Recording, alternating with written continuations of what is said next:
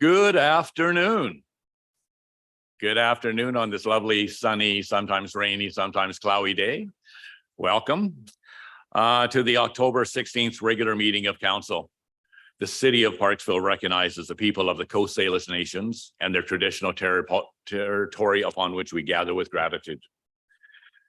First up on our agenda today is the consent agenda, and I'll just make note right up front on the consent agenda. There are a couple of additional liaison reports that are not included in your agenda package, and they will proceed at the liaison report stage of the agenda. So there's a consent agenda requested this time for the minutes of the public hearing held October 4th, 2023, and the minutes of the council meeting held October 4th, 2023, and approval of the council meeting agenda. Do I have a mover and a seconder for the recommendations? Sorry, Mayor, my notice of motion from previous meeting is missing on this agenda. Yes, that is correct. As explained to you in 3 emails, it was removed from the agenda because it's an unactionable item. But Thank you, sir. That is it. Thank you. Do I have a point of order, Mayor? I'm allowed to bring a notice of motion and have it debated before the assembly? You are allowed to bring a notice of motion, as you said, but if it's an unactionable item, the chair reserves the right to remove anything off the agenda. Even a council member's notice of motion? Absolutely. If you want to be out of order, you may. I will have you removed if you continue. Thank you. Do I have a mover and seconder for the recommendation that the consent agenda, including the following recommendations, be approved as mentioned? Do I have a mover and seconder for that? Good. Thank you. Moved by Councillor Martin, seconded by Councillor Gore. Grenz, sorry. Yeah, I'm looking. I don't have a screen in front of me. I can't see if online Councillor Wood is. Thank you. If I could, I'll just hold off on.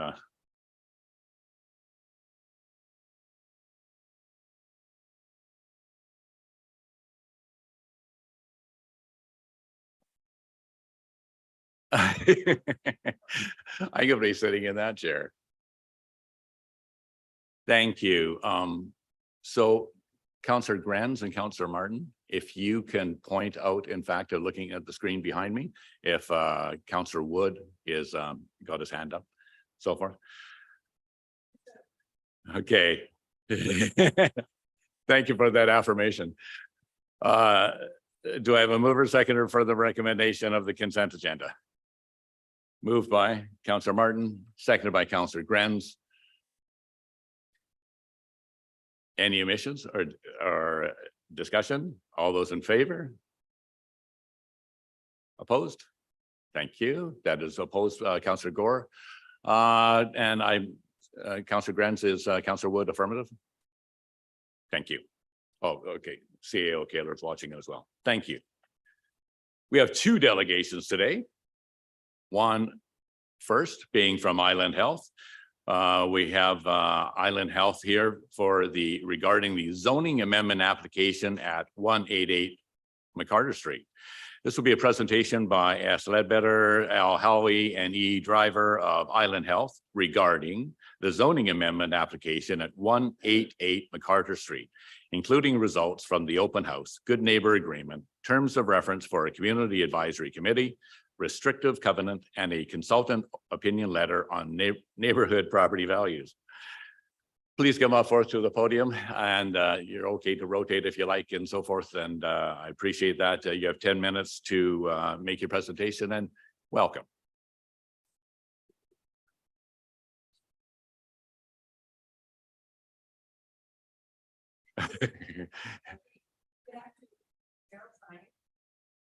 Thank you. Okay. That's better. That's And better. council members. I'm Sheila Ledbetter, Executive Director for Mental Health and Substance Use for Island Health, and I'll be presenting on behalf today for our organization. So we're here. Oh, I need to advance them, right? How do I? Oh, is it the one? Oh. That's it. So that was me that did that. Okay. We are here today requesting a text amendment to the current zoning of 188 McCarter Street. The rezoning application was submitted in February of this year to amend the statement of intent in section 230.1 of the Comprehensive Development CD 10. Okay, thank you. From provides for an innovative seniors facility development to provides for an innovative seniors care facility or mental health and addictions treatment facility. At the first meeting on June 19th, council requested Island Health to provide additional documents, engage in community consultation, and respond to community concerns regarding the location of the treatment center. We are pleased to be here today to provide the information to council. Oh, sorry. You got it? Thank you.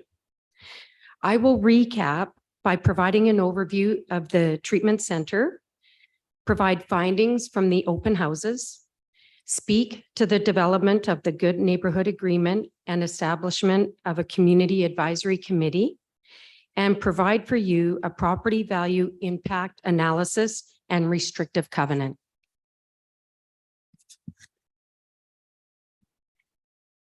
I want to start with a quick recap of the proposed treatment center, why it is needed, who it will serve, what it is, and what it is not.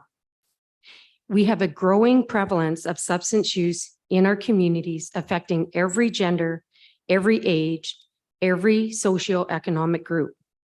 Substance use takes a huge toll on people using the substances, their families, friends, and loved ones. There is a lack of abstinence-based treatment centers on Vancouver Island that are affordable to most people. Although visible homelessness is rising, who are often challenged with substance use disorder, many people are less visible in their substance use, using alone and in their own home. There are long wait times for bed-based, abstinence-based treatment programs with an urgent need to create more.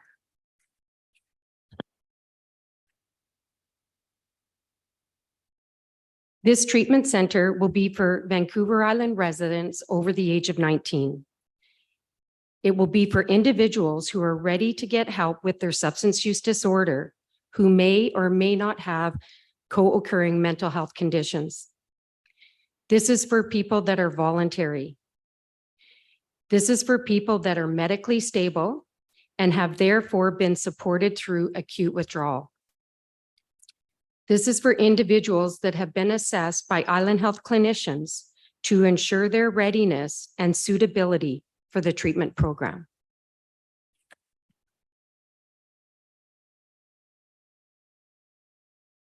People who are not eligible are youths under the age of 19. People are not eligible who have been mandated to treatment and therefore are not voluntary. This is not for people who are actively using substances. This is not for individuals who have cognitive impairment, Alzheimer's, or dementia. This is not for people who have unstable medical conditions. And it is also not for people who are at risk of themselves or others.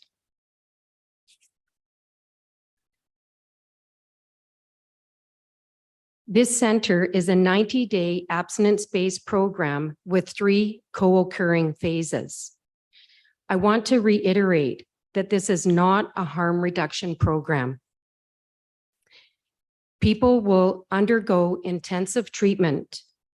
They'll learn recovery skills, and they will be participating in recovery groups.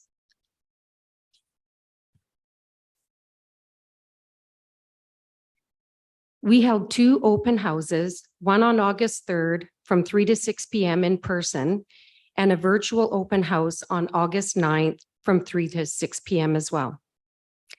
You will see on the slide the various ways we advertised. The summary of the promotional activities are also embedded in the presentation package.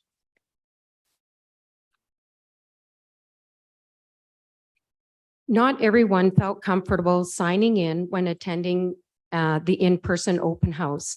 However, 108 people did sign in and 33 registered for the virtual open house. Of the 55 comments received, the majority of people were in favor of the treatment center. A small portion were neutral and wanted additional information, and 25% of the people were opposed. People appreciated the detailed information about the program, which prompted questions that were answered. Many folks expressed the importance of the service. We have more details in the finding within our package. These next two are pretty busy. These next two slides are an overview of the concerns and clarifying information related to them. There was concerns of concentration of addiction services downtown. I just want to reiterate that the treatment center is not an outpatient program where people get to come and go as they please. Elizabeth Manor, as we know it today, will not look any different when it becomes a treatment center. There was concerns of congregation around the facility and downtown core. Admissions are planned following clinical assessment and suitability to the program. People can't just show up on site and receive services. The site will have restricted access, and the treatment staff will know who is visiting through pre-approval. Impact on surrounding community. We are committed with working with neighbors and key organizations, implementing a good neighborhood agreement and establishing a community advisory committee in partnership with the local community.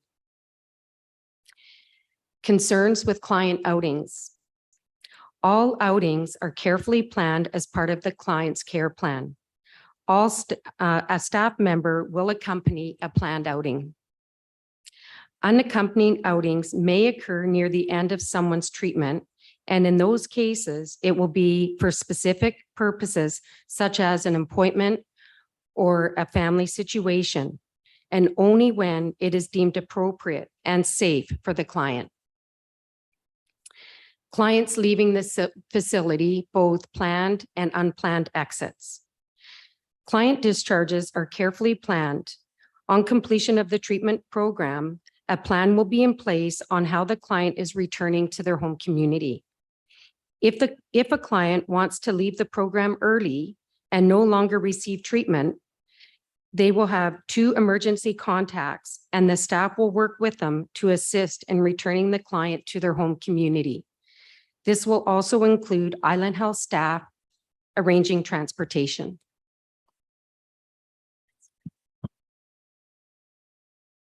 Concerns with impact on emergency services.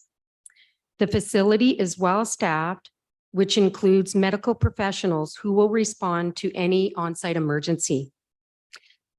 Their security features are part of the building, both interior cameras and the outside perimeter. Clients will be supported to have access to health supports, which may include medications they require. They will have meals on site and able to do their own laundry. Coastal Sage, a 6-bed treatment center, which we opened in a residential neighborhood in Victoria, December of 2022. We have not placed a single call to the police or to emergency medical services. Location to smoke tobacco. As part of the improvements to the building, we will build an enclosed and vented structure at the site for tobacco smoking. Venting will meet WorkSafe BC standards.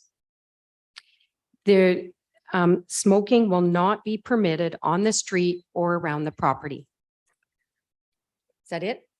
Okay, I've got 2 more. Okay, thank you. Okay, next slide, thank you. Island Health is committed to establishing a good neighborhood agreement and developing a community advisory committee. The agreement and committee will be community-driven and community-led with the support of Island Health leadership creating the actual agreement, and being a member of the committee. As part of the treatment planning activities, we will be actively asking for membership and participation. We have provided a sample of an agreement and terms of reference for a community advisory committee in the presentation package.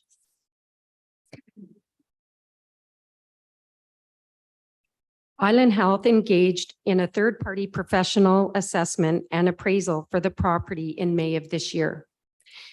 The scope of the analysis included inspection of 188 McCarter Street, review of the Parksville zoning bylaws in relation to the location, the physical attributes, and market demand, and a review of recent property comparable sales and listings.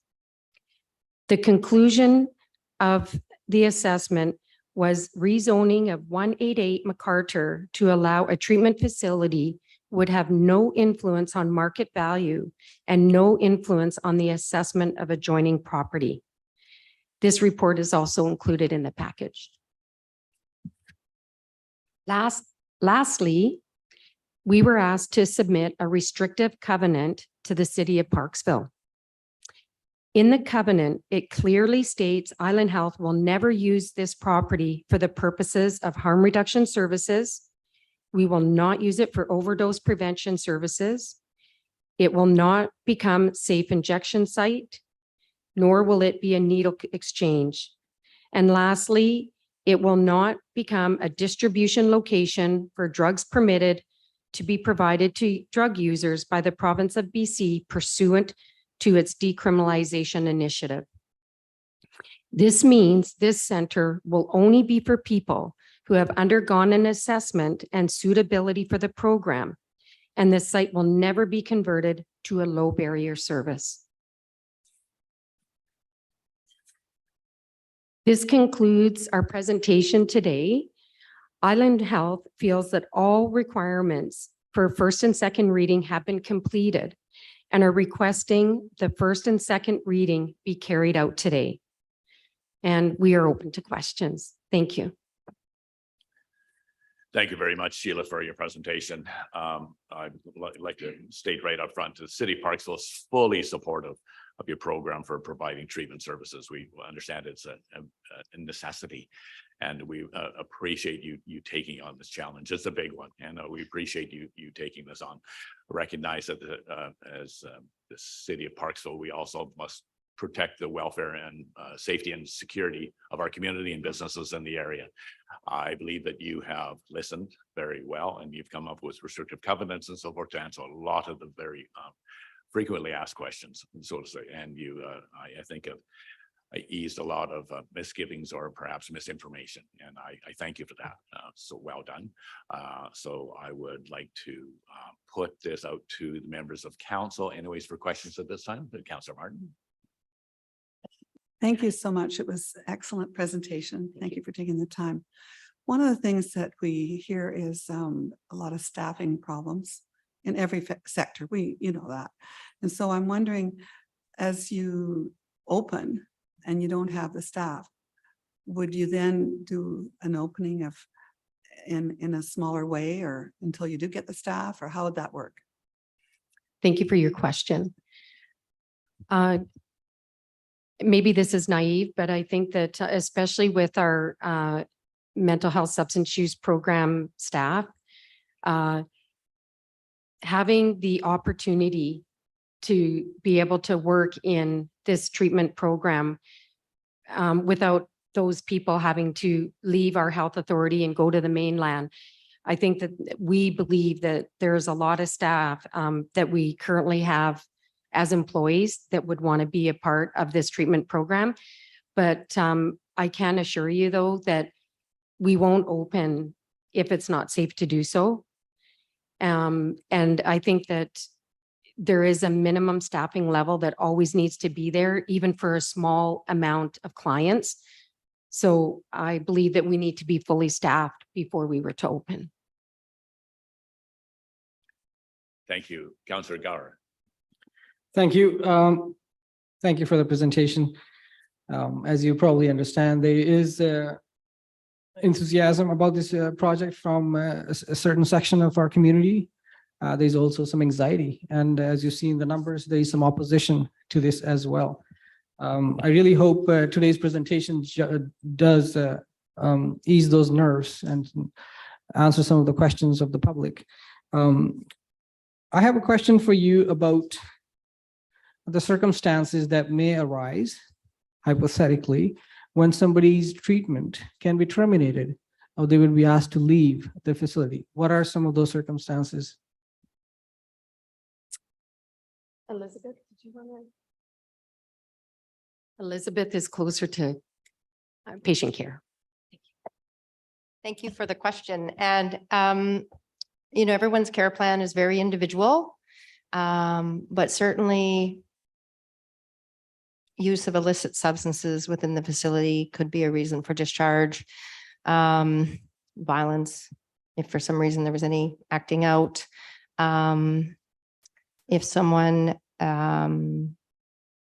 it's very individual, but those are certainly two examples. If someone is struggling, say, and becomes physically unwell and unstable, it's possible that we would, have to transport them to hospital. But again, with so much of the pre-screening and work that goes in to the admissions, people have been preparing sometimes for months to come. That helps reduce the number of times that people have to be transferred out. And because it is voluntary, quite often if someone's decided they're wanting to leave, it really reduces any of the kind of issues that might happen because people are supported in discharging when they're wanting to leave. Follow up. Thank you, Mayor. Just to kind of tailing along to the last comment about people being voluntarily here and they may leave. One question, as you've probably seen, the biggest concern and the anxiety is around the safety and security of the neighborhood and the community at large. I was kind of pleased to see our police chief's comments that the facilities that he has seen such operations, he does not have a lot of concern if this proposal does go ahead. But missing persons, how often, again, do you anticipate those kind of incidents to occur, just from your experience? And because that will, again, lead to more police calls, is usually, hey, we don't have a patient back as when they were supposed to be. So what's your anticipation of such incidents? I do think it's hard to predict what early exit percent would be. We would have closed caption TVs, so we would know if someone was to exit. And oftentimes there will be signs of them wanting to exit before they would just leave. Also, we do have outreach teams. So if someone did leave for some reason, we would work together with our outreach teams and our existing staff to locate the person and bring them back to the facility and then determine if they truly do want to leave the program early, we would assist for that to happen. I just had an extra comment because that's a good question. And as part of the referral package, people will have 3 emergency contacts and safe and early exit planning contacts. So that if someone it's very rare, first of all, for someone to actually have ever, any of the facilities I've worked at actually become a missing person or go AWOL. So first of all, it's a very rare occurrence. And on admission, we make sure that we do have information so that our first call does not have to be to an EHS or RCMP. On the rare occasions that someone does leave a facility, typically they go home to family, and we have pre-identified those contacts as part of admission. And we are able to reach out to those supports. Thank you. And just to tag along in Councilor Gar's line of questioning, then when the individual in case they were asked to leave the program due to substance abuse on site or something like that, will you provide transportation to get them back to their community? They're not just going to be put out on the street. Absolutely. They will not get put out on the street.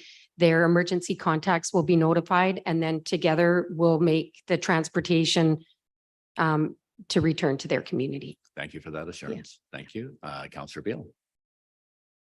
Thank you, Mr. Mayor, and thank you very much for the presentation. And picking up on Councillor Gore's last comments, I was also interested to read what our staff sergeant with the RCMP had to say, and it was encouraging to see that overall there does not appear to be a high service demand from either. But their concern is that that it be staffed 24/7, which I understand would be the case with your own security, and that police would not be the first call should an incident take place that is not truly criminal in nature. Now, with that last concern, I understand that there is medical staff on site, so the likelihood of that would be it may be rare, very limited, but I wonder if you could speak a little bit more to the plan for security on site and in the immediate area, what that would be like.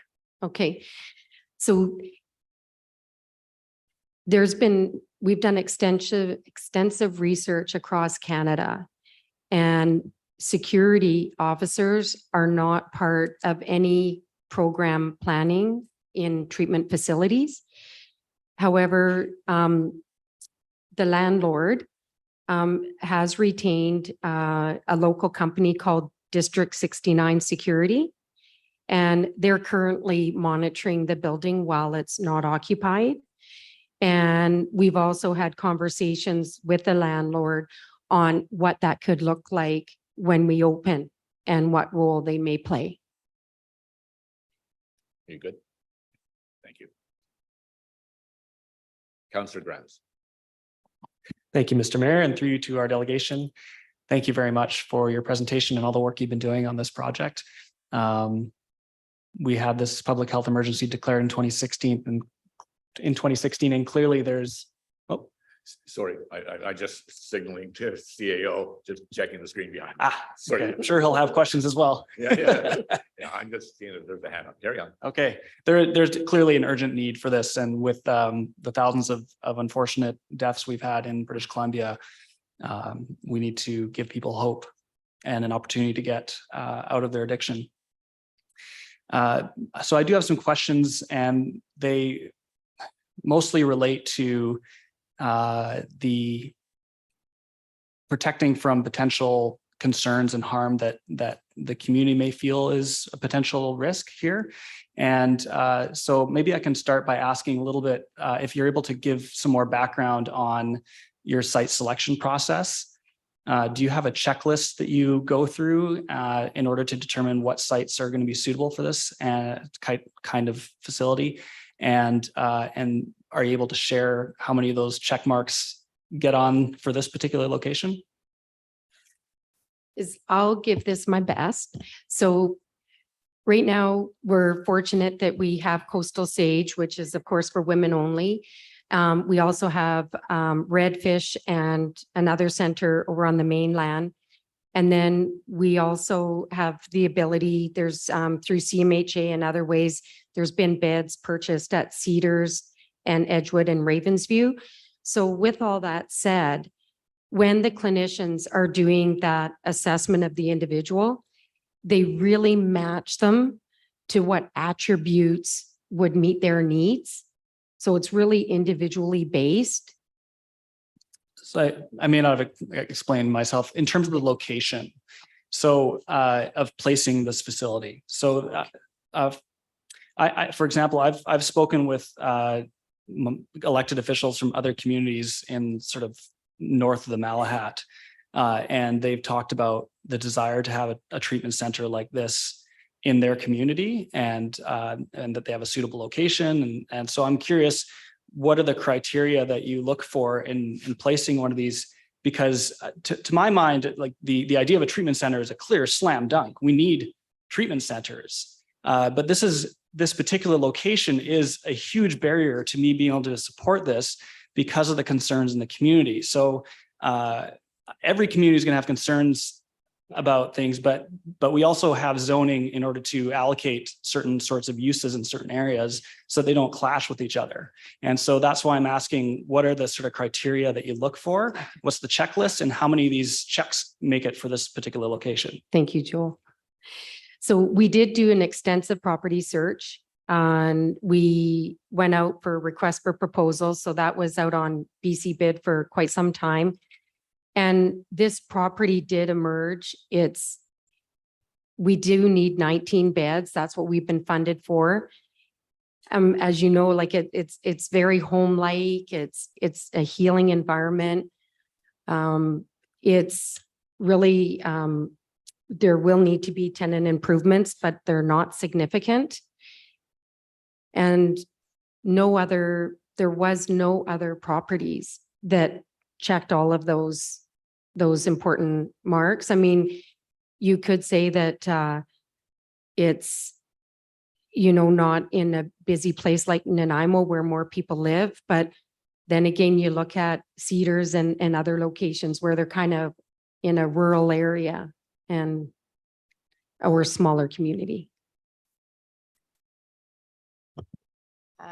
I would say that when we're planning these kinds of, looking at different sites, we're certainly always looking at the zoning. And so this site is able to be, is a licensed facility. And so when we're looking at sites, we're always looking at the Licensing Act regulations and following those guidelines, then there aren't restrictions with this kind of facility being placed in the location. So there's no restrictions on how close this facility can be to, other kinds of services within the community, as far as like next to seniors or, children or daycare facilities. So one of the site assessment pieces is really around the licensing and community care act. Follow up. Thank you. Sorry, I have some other questions, but that one actually confused me a little bit more, the response. Because currently there are within the downtown facilities that are themselves not allowed to be close to this kind of facility. For example, we have a non-medical cannabis business that is must be 200 meters away from a rehabilitation facility. And this facility would be within 200 meters of that location. So it would actually, so in terms of the license, I don't know quite what was meant about licensing, but in terms of compatible uses, this one is actually putting itself, making other uses incompatible, I guess, in the area. So like the check boxes, I'm wondering about, like, just for my mind, if I were, this has been in my family as well. We have members of my family who sought treatment and have gone through that. And it's been in a rural location where there's close to nature, where there's access to the outdoors. It's not nearby to other, potential triggers. Like this is directly across the street from potential triggers. So that's why I'm asking what the check marks are. And maybe if there's a matrix of check marks, there are enough of the other ones that outweigh the lack of check marks that I'm seeing. That's kind of my question, I guess. I think that if the folks that are seeking treatment were only using cannabis, they wouldn't need this service. Like it's, these are people that are really have a significant substance use disorder. That wasn't a requirement that was on our checklist. And again, I guess I just want to emphasize that this is for voluntary treatment. People want to change their life. They want to get their families back. They want to hold a job. And there's huge motivation for them and a great opportunity for them to change their life. Thank you. In terms of where this fits in the continuum of care, I was reading from the letter from Minister Whiteside, and she made a comment in the letter that I wanted to get clarification from you on, if I can just pull that up.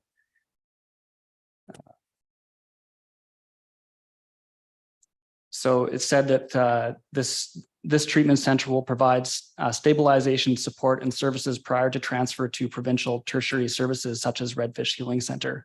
Are you able to clarify whether folks from this facility could potentially end up going from here to Redfish? And because it's my understanding that Redfish is actually Higher level of care. much higher level care. Yeah. Yeah, I would say what she put in that letter is inaccurate. No one from this facility would ever then go to Redfish. If anything, someone would be at Redfish and they may get transferred here. Yeah, I know, I read that too. Thank you for that line of questioning. I'll just write on one more to Councillor Grenz's comments about the rural setting. You made mention anyways that it wasn't considered for Nanaimo, where there's the larger population base and you were looking for maybe a quieter, smaller community. I would hope with the intent that we are a smaller community, small town atmosphere and so forth, but I'm afraid that we also are a small town or small city, as you say, but we have big town wicked problems, and we do. And unfortunately, we know our community, Sheila, and the thing is where you chose to locate is right in the heart of where a lot of illegal activity happens, right there. Your other co-presenter also mentioned that, about being close to a senior center or close to a boys or a childcare center. You're right across the street from a childcare center. You're right across the street from a major senior center. So you are right in the areas that your RFP was seeking to try and stay away from and have the correct zoning. And I get that, the zoning.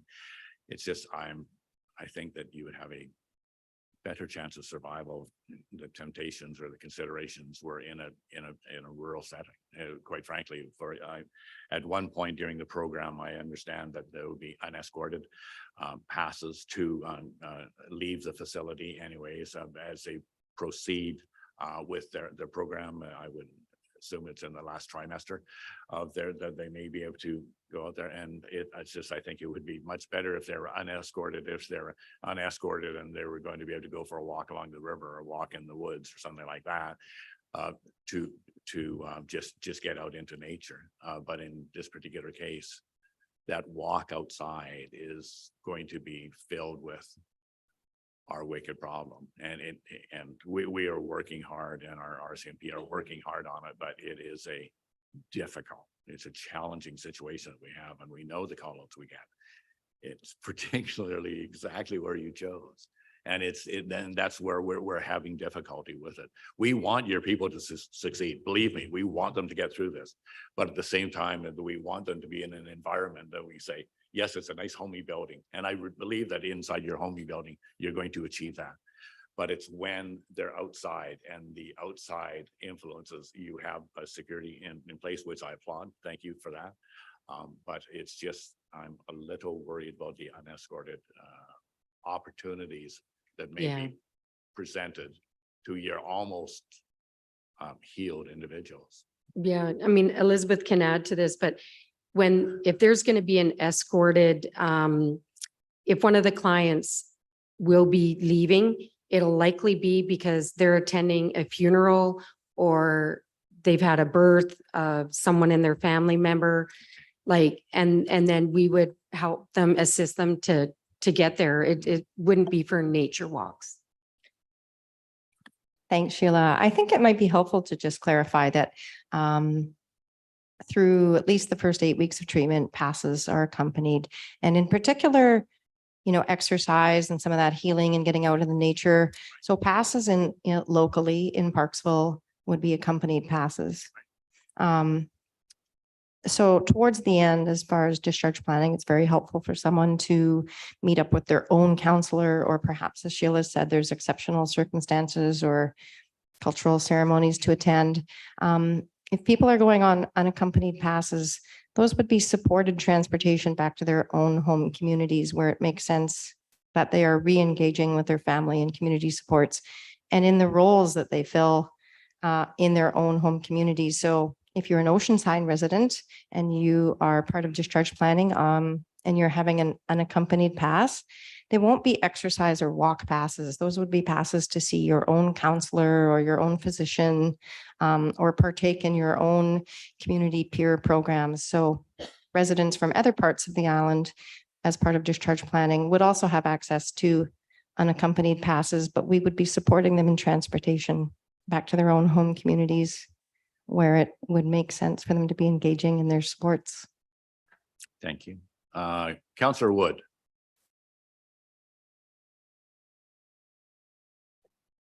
Thank you, Mayor. Through yourself to the delegation. For me, I want to see a respectful process in things we do. As a city, we've seen BC Housing kind of skirt around speaking with council to open a facility or two or three.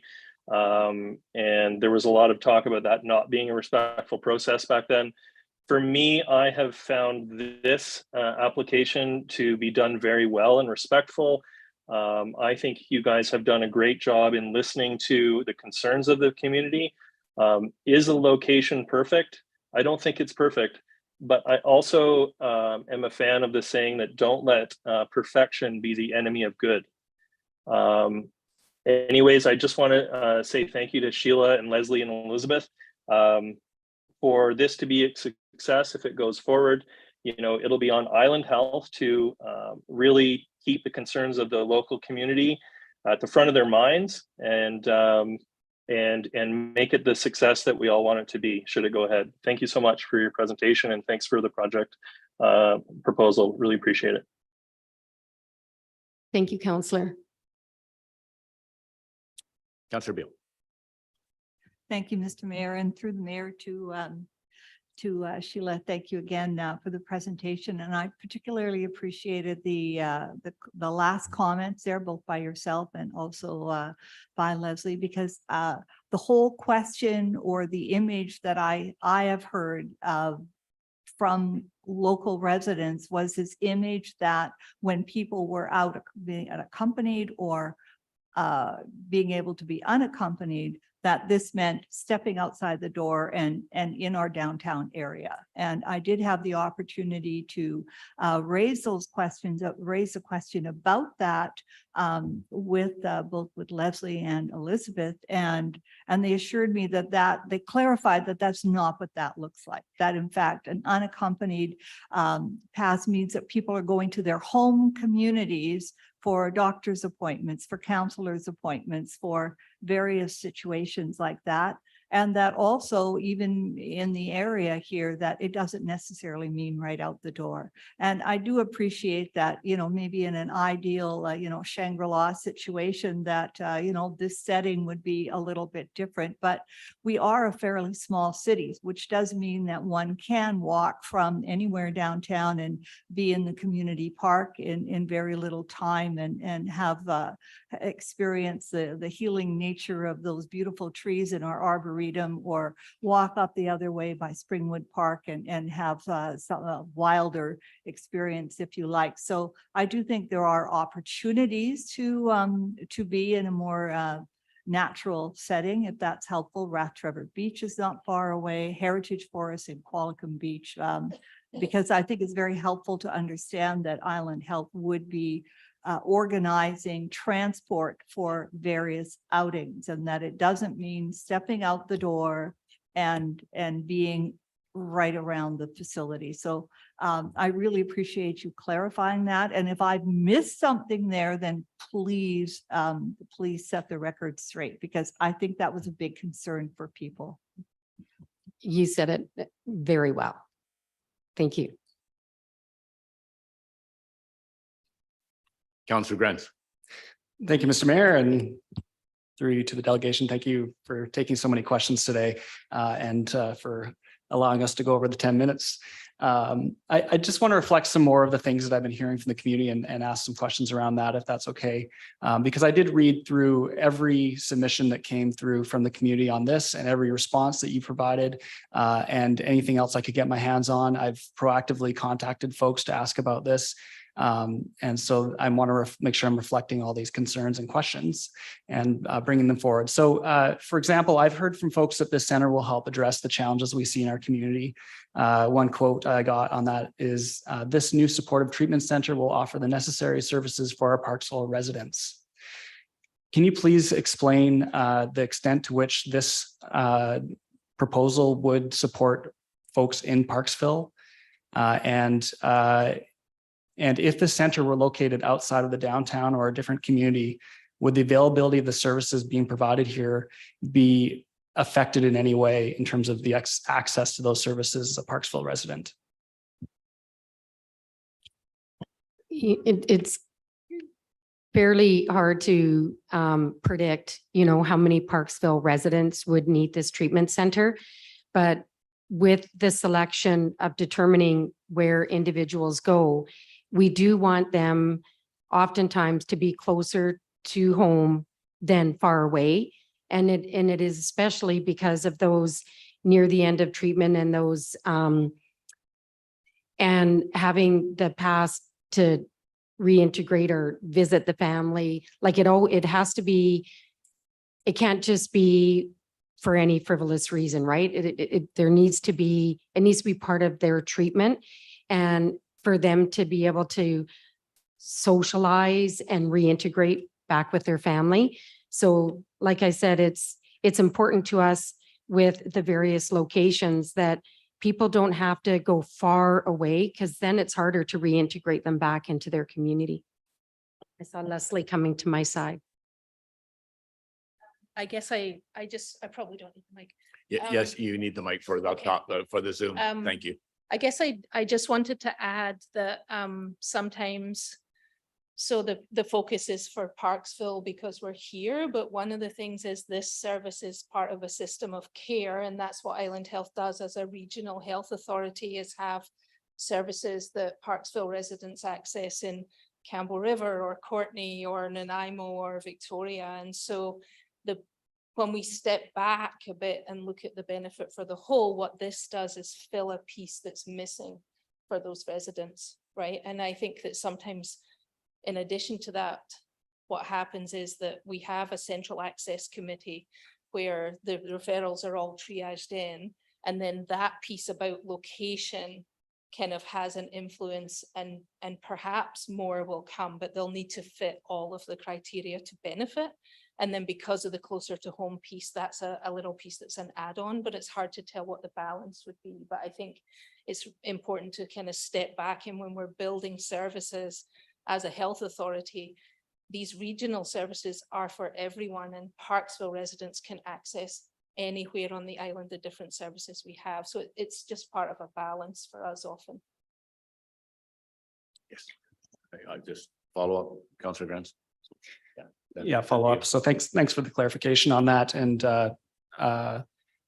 so I guess it wouldn't necessarily be more or less than if this facility were located, say, by the Falcon Beach Airport versus here. It would be just as likely to serve Parksville residents. So I just want to clarify that. Okay.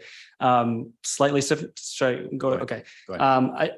I'm curious about there was something in the package about this, but I just want to get some more clarification on the permissive tax exemption. Would you be seeking a permissive tax exemption? And if not, would you be willing to add something to that effect in the covenant on the proposal? Yeah, we will not be seeking a permissive tax exemption. Absolutely not. And the landlord is paying the taxes, and then we reimburse them for the taxes. The second part, would you be willing to go put that on the covenant as well? Yeah. I don't have any issues with that. Yeah. Thank you. Yes, and I think that thank you for that, Councillor Grants. And I think that's important to recognize that, because as technically as a health unit, which you are, Mhm. you would qualify under the health unit through the BC assessment program. Similar to what others don't realize is that other supportive housing projects as well receive a permissive tax exemption. And so that is somewhat problematic, of course, because it's taking the income, the taxes from that property and putting it into a zero balance, whereby they're going to require as many protective services as the rest of the community, perhaps more, perhaps less, but regardless, it would take that funding out of the formula. So if you put that in, then that is perfectly acceptable with me. It's a good way of handling it. Thank you. Thank you. Sorry, did you have any? No, that's good. Thank Okay, you. Councillor Gore. Thank you, Mayor. So I appreciate Councillor Grant's all these questions, and he's quite right in terms of the concerns that the public has, but we also as a council, representing the city, a small city like ours, less than 15,000 people, we want to make sure we are not getting the short end of the stick just for solving a regional issue that Councillor Wood has previously mentioned. Again, the philosophical question, do we need it? Yes, absolutely. Do we need it in Parksville? I would say, yes, we do need it in Parksville. I want to know if you can disclose in public now, do you have any plans to have such treatment centers across the island? Any future locations that may be coming up? So we can see that perhaps down the road, Parksville could have Oceanside residents prioritized unofficially using this facility. We were invited to submit an expression of interest in a framework from the Ministry of Mental Health and Addictions called Road to Recovery. And in that, we did ask for funding to build a treatment center in North Island as well. We're just in the process of back and forth. We have no idea what's going to be approved. It was a pretty robust submission. So that's the only one that we have, we're working on. And I think that when it comes to, it's all about suitability. It's really important when you're matching clients to the treatment services that it's suitable for, like they will be successful in the treatment center, based on their assessment. So to answer your question, we've never prioritized citizens in various communities just because that service happens to be in the community. You good? Yeah. Thank you. I just, if I can jump in one sec, Mary, I'll get to you.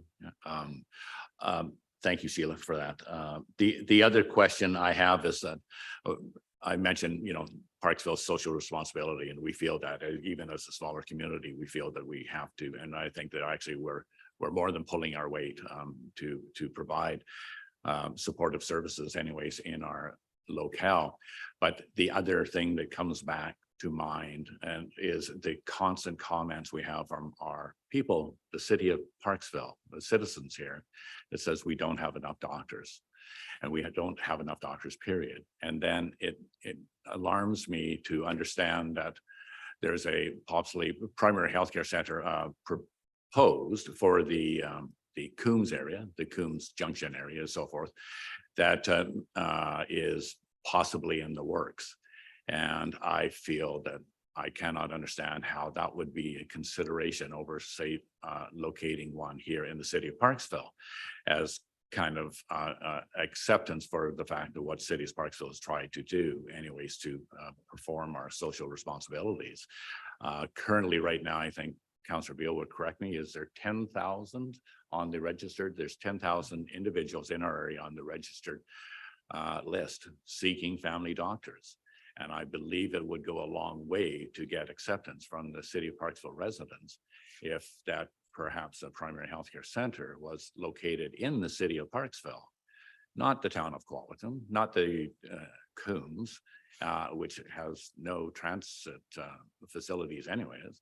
The city of Parksville could provide a very good location to try and alleviate a lot of that pain of those individuals. So I think that that would probably be very helpful for the city of Parksville to maybe accept maybe your relocation of your proposed health center that I understand is being suggested for Coombs. I would ask if you would at least put that as a consideration for it, because as you say, 10,000 people on that wait list. And I know what the health center is that you're proposing that would take a big bite out of that list. And I think that would be a good step in showing good faith back to the city of Parksville. Just my thoughts. I'll take that back to my boss, Vice President, James Yes. Hansen, Right. and my colleague, Shelley Gallant, who's the executive director, and Sarah, pardon me, there's a few people involved in primary care. I would need to take that to them. I wasn't even aware that that was happening Mhm. because I'm just completely focused I- on I mental health and understand. substance use. I'm sorry, you're Island Health and I'm just not. Oh, absolutely. I am not going to miss the opportunity. Absolutely. No, I will. I commit to take that back to them and be curious of the location selection. Thank you for that. Yeah.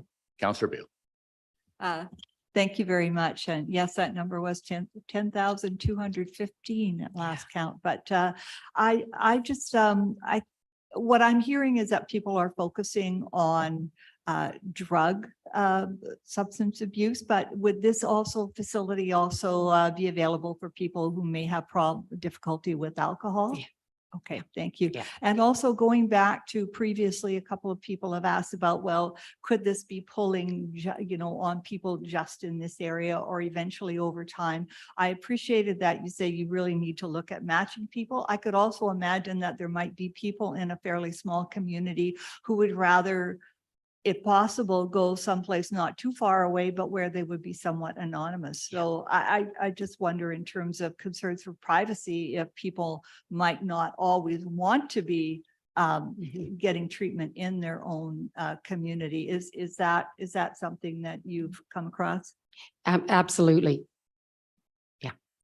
Thank you. Councillor Martin, you're the last speaker, and then we're going to wind this up by 2:00. Thank you. Thank you Go very ahead. much, Mr. Mayor. There was, Councillor Grenz, he went through everything, so did I. There was way over 100 pages. And so I've got one letter here that really came to mind. And this, I thought other people might like to know this. This gentleman, who's a local person, he's a psychiatrist, worked as Dr. Charles Welton, MD, worked at Edgewood, and he's been a resident of this area since 1997. And he supports this. He had 12 years experience at Edgewood and Nanaimo. And he said, this is what we need and we have to have it here. And it's 2 pages and I'm not going to read it, but I just wanted to make people know that, because I'm sure most people that are here or listening didn't look at all these reports, and we have a lot to deal with here. So thank you very much for your time. Thank you. Thank you. Thank you, Sheila, and your team very much for presenting. If you have any closing remarks, if you can keep it in less than a minute, we're good. Thank you. I would just say that we are really hoping that you will approve our first and second reading. This is just such a needed service. And, if we can get through the rezoning and move on to tenant improvements and just work towards commissioning this treatment center, it would be fabulous.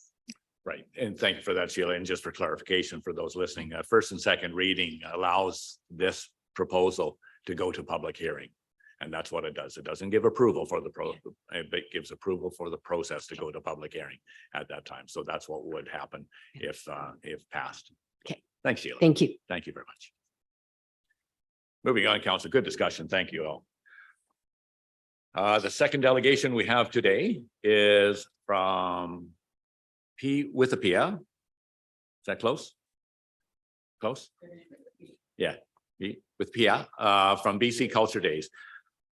The curator and lead artist for BC Culture Days to provide a review of 2023 BC Culture Days and a preliminary proposal for the 2024 BC Culture Days. Thank you, and you have 10 minutes for your presentation. Thank you. Thank you very much, Mayor O'Brien, and good afternoon to all of you. This is the first time I've appeared before council. That doesn't mean it's the first time that I've been involved. I attended most of the meetings for BC Culture Days in the past via Zoom because it was during the pandemic. So that's why you've probably never met me, but I've been out there working hard on this for 3 years. My objective today is to provide you with a brief review of Culture Days 2023 and to present you with a preliminary proposal for 2024. The reason I say a brief overview of Culture Days 2023 is it ended yesterday. So I'm deep into my post-event assessments. Better? It's that big booming voice of mine that I was born with. Thank you for that. It's an improvement. Thank you, Mary. Sorry. Thank you, Counselor. Culture Days, for those of you that don't know, is a nationwide initiative attended by millions of Canadians over a 3-week period every fall. Parksville has participated in offering events under the BC Culture Days umbrella for 3 consecutive years now. This year, we were able to offer 4 separate events for our community, and the feedback has been very positive. One of the main objectives, of course, is community engagement. So those numbers I will have available the next time I send you information. The objectives for each event were very clearly defined, and all events show that the objectives were met. This year, we operated with a very minimal budget and had to scale back from the original plans, but we maximized the impact in terms of community engagement for each dollar that we received and delivered a respectable slate of events that were well received. Each year, we learn and grow. In 2022, I was thrilled to learn that BC Culture Days had selected Parksville to be the kickoff city for 2024. This is a testament to the success that we achieved in the previous 2 years. We need the support of the city of Parksville to ensure success going into 2024. Now I'm going to take you through the presentation that I had sent out to all of you to have a look at. Hopefully you've had a chance to. It's quite a shift from the last delegation, so let me carry on. I have to switch to a new place here, sorry. I'll back up. For 2024, we have proposed 5 separate events. Culture Days always includes Truth and Reconciliation Day, which is September 30th. And thus far, we haven't been able to fund what we'd had in mind. So I've added it again. Community Murals Project for Truth and Reconciliation Day. The Exquisite Corpse Project, which is a funny title, but a wildly popular event. The Exhibition and Unveiling Gala. The Steampunk Miniature Metal Sculpture Workshop, which you might have seen evidence of when you were coming into the building because we have a display out there. A metal art gift to the city of Parksville from Dotun Popula, a master metal sculptor, and the Art Banner Crawl, which is something that we started last year. We were able to add 1 banner to it this year with our budget, and we'd like to expand upon that next year.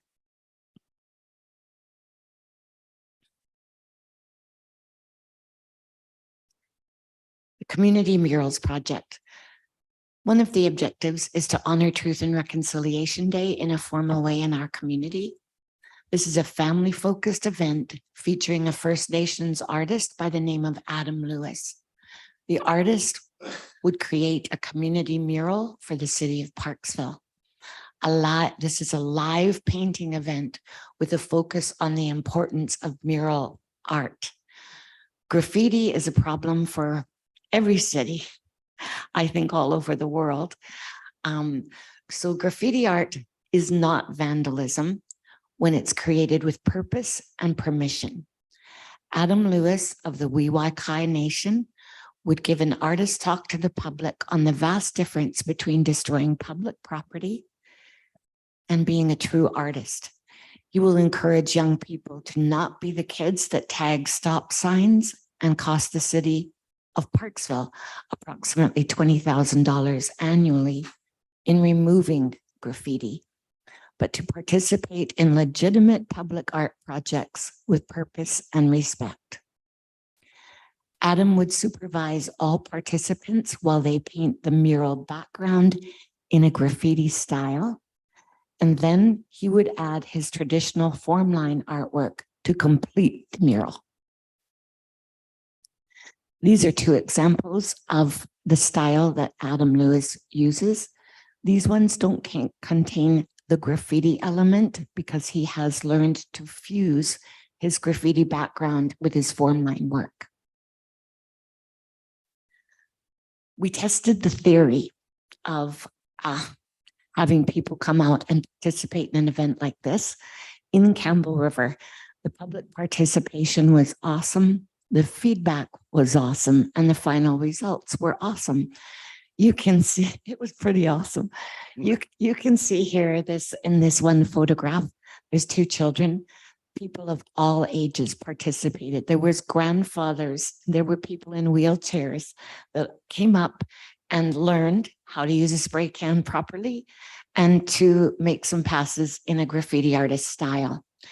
And then Adam Lewis did the form line work in the traditional Indigenous art form. And that's what you're looking at is a simple, small example of a mural in a fusion style. I'm going to have to give you a 3-minute warning. So if all the council have seen your presentation, you forwarded it. Thank you very much. That was all given to us, and that was in our background information. So Okay. we have reviewed it. I can assure you. So if you're going to get to a finish or Yes. an ask at the end, I would suggest you condense and move to that so you don't miss out on Okay, your thank most you. important. I created budget slides. I have line items all done.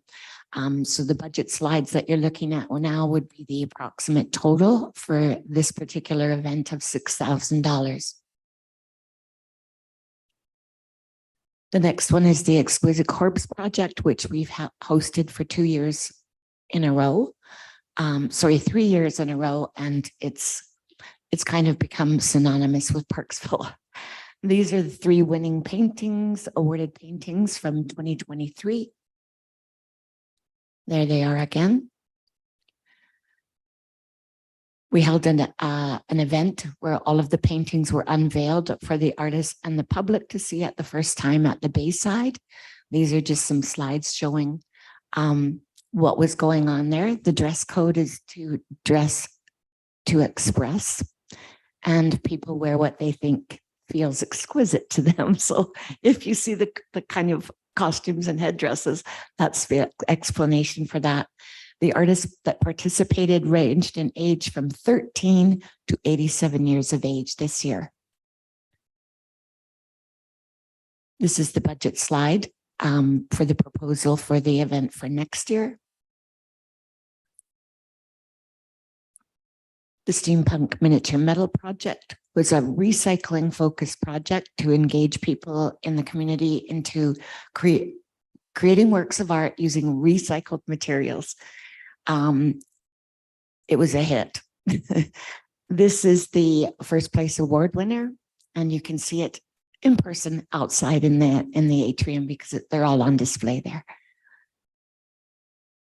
This is just explaining how the jury process went, the judging process went. That little boy is my great nephew. Budget slide for the Steampunk Sculpture Project is there in front of you. The metal art gift to the city. This one is definitely in its formative stages, but one of the premier metal artists in the world has offered to come to Parksville and create one of his tremendous sculptures for the sum of $0. That can be explained later. Example of him working. I'm going to have to request that we move now to questions from council. Okay. Yeah, If you can put up the final budget slide, there you Yes. go. That's perfect. thank you.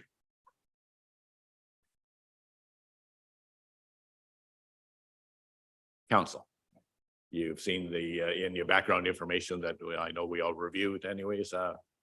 Council Martin? Please. Thank you very much. Thank you, Mr. Mayor. This amazing. I'm not in the art field. We're all of different backgrounds here. But I admire what you do and it's pretty exciting. There's an area to do with budgets that we all have been involved with over the years.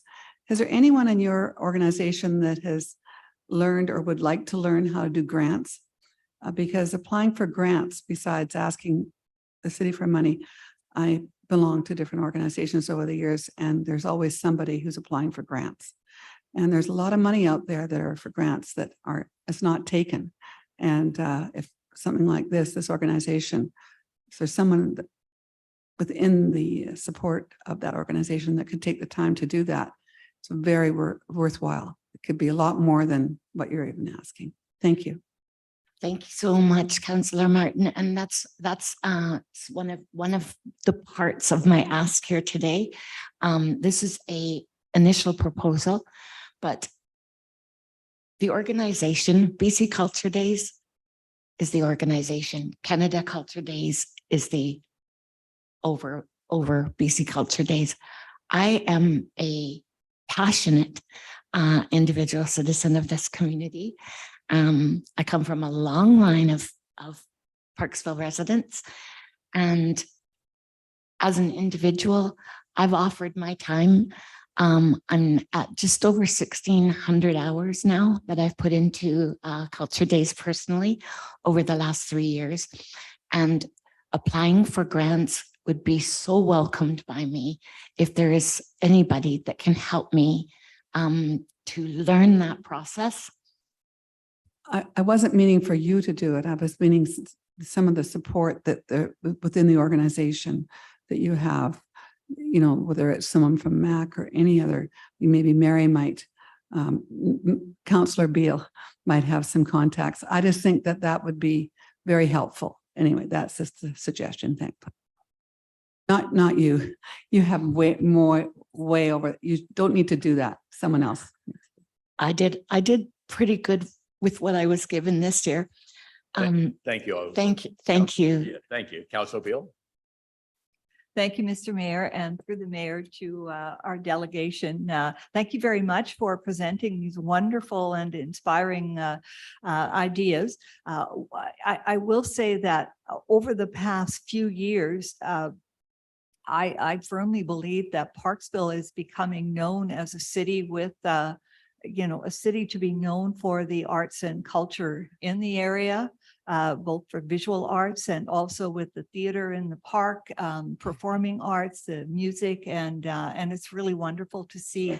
I'm picking up on one thing that Councillor Martin mentioned, that it does. I think that your timing is excellent, bringing this forward to our attention. It's ahead of our own budget talks, which take place in the spring, but also presumably it would give time for whether it be you or someone connected to the OCAC or someone who can also look for grants that might be available so that some of these things can be realized. It would be fantastic. I do have a question though about being the host city. What does it mean that BC Culture Days have, that Parksville is a host city or kickoff? Like, what does that mean? Sorry, is it regional? Is it, what happens because of Parksville being the host city? Thank you, Councillor Bill. It's a great question, and I happen to have the answer because I received it this morning. I was informed by BC Culture Days this morning that as the kickoff city, we will receive $5,000 along with all of the T-shirts, banners, signage, all of that for our opening day event, which is a kickoff event. The caveat is that we would be required to match that through public funding. The Kickoff City is widely supported with a robust advertising campaign through BC Culture Days. This has a tremendous positive effect on the community, especially one that thrives on tourism. If you're looking for information on the host city from 2023, it was the city of Quesnel, and we'll have information about how it positively impacted their community in the coming weeks. Thank you for that. Is Councillor Grants, did you have your hand up? Sure. Thank you, Mr. Mayor. I just have one quick question through to our delegation. Thank you for your presentation and all the work you've done on this amazing project. I'm curious if maybe you can talk a little bit about how you're working with other partners in the community. We like to get along here in Parksville and work together and magnify our efforts through partnerships. Can you speak maybe a little bit to working with PDBA or other folks in the community towards BC Culture Days? Yes, thank you very much, Councillor.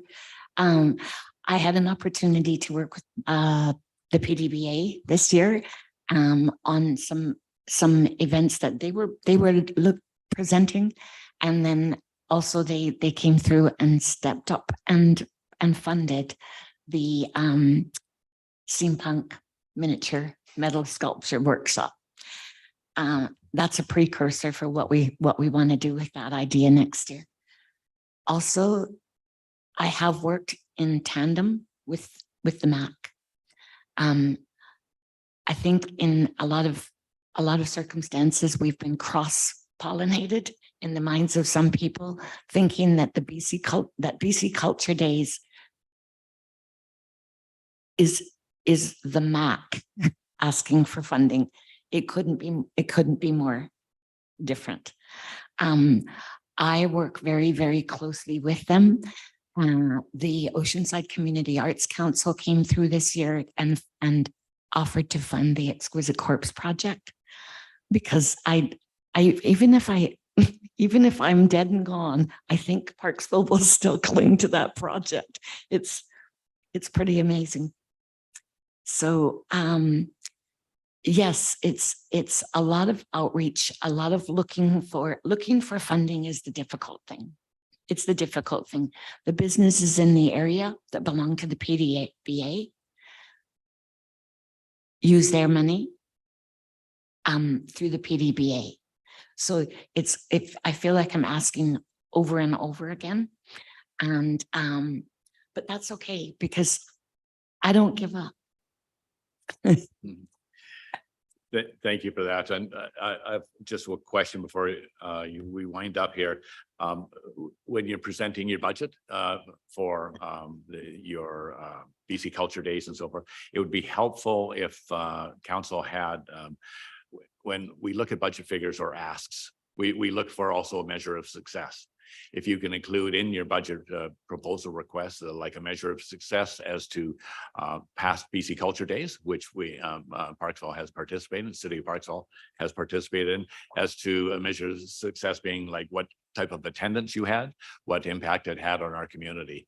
If there was at least a paragraph as to describe the successful events in the past and how you measure that success on whether you want to, continue moving forward. Obviously, you have reasons to do so.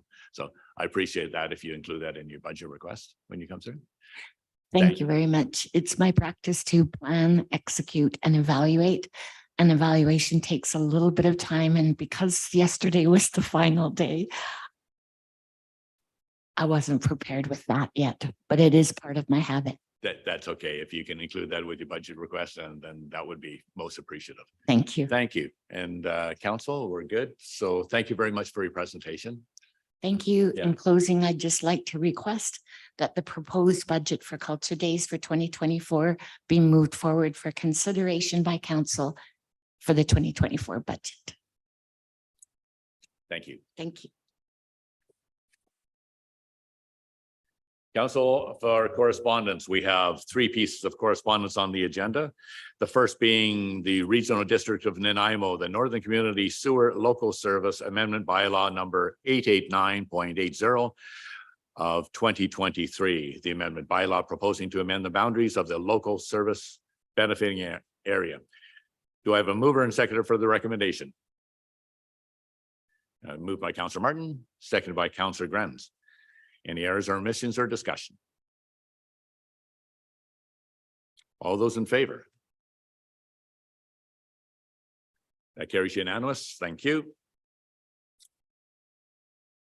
Next on the correspondence list is from the Bolinas Housing Society, a request for a letter of support for affordable housing project at 368 Moliette Street.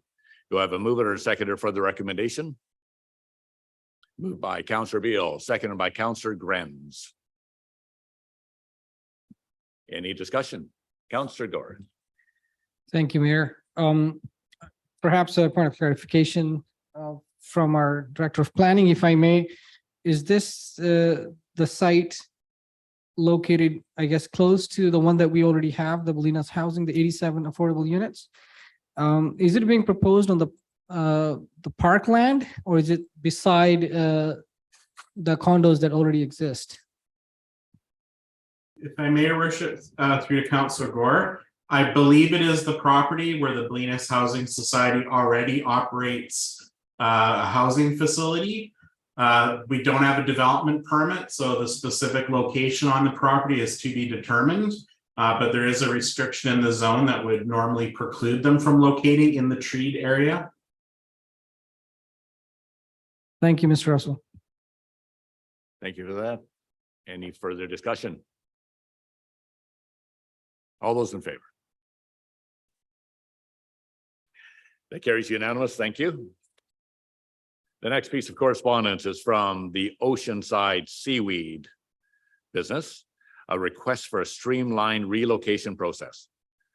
Do I have a mover and seconder for the recommendation as presented? Moved by Councillor Martin, seconded by Councillor Beal. Any discussion? All those in favor?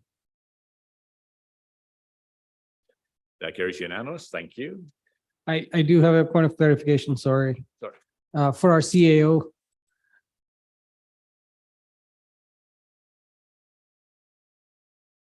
Thank you. As you know, like I was not in favor of the agenda. I voted against it because my notice of motion was not put on. So now I'm voting on the individual items in favor. Does it kind of contradict my vote? Okay, thank you. Thank you. I think we passed that unanimous, did we not? Thank you. As for reports, the first report on the agenda is the Director of Community Planning and Building, the follow-up report for the zoning amendment application at 188 McCarter Street to consider a zoning and development bylaw amendment. And clarification for the CAO, there's no further attendance by Director of Planning or does Mr. Russell wish to speak at this time or not? Thank you. I'm just making sure there's not a lot on my screen up ahead here, so I'm flying by my wings. So to consider a zoning and development bylaw amendment, do I have a mover and a seconder for the recommendation as presented? Mover and seconder. Moved by Councillor Gore, seconded by Councillor Martin.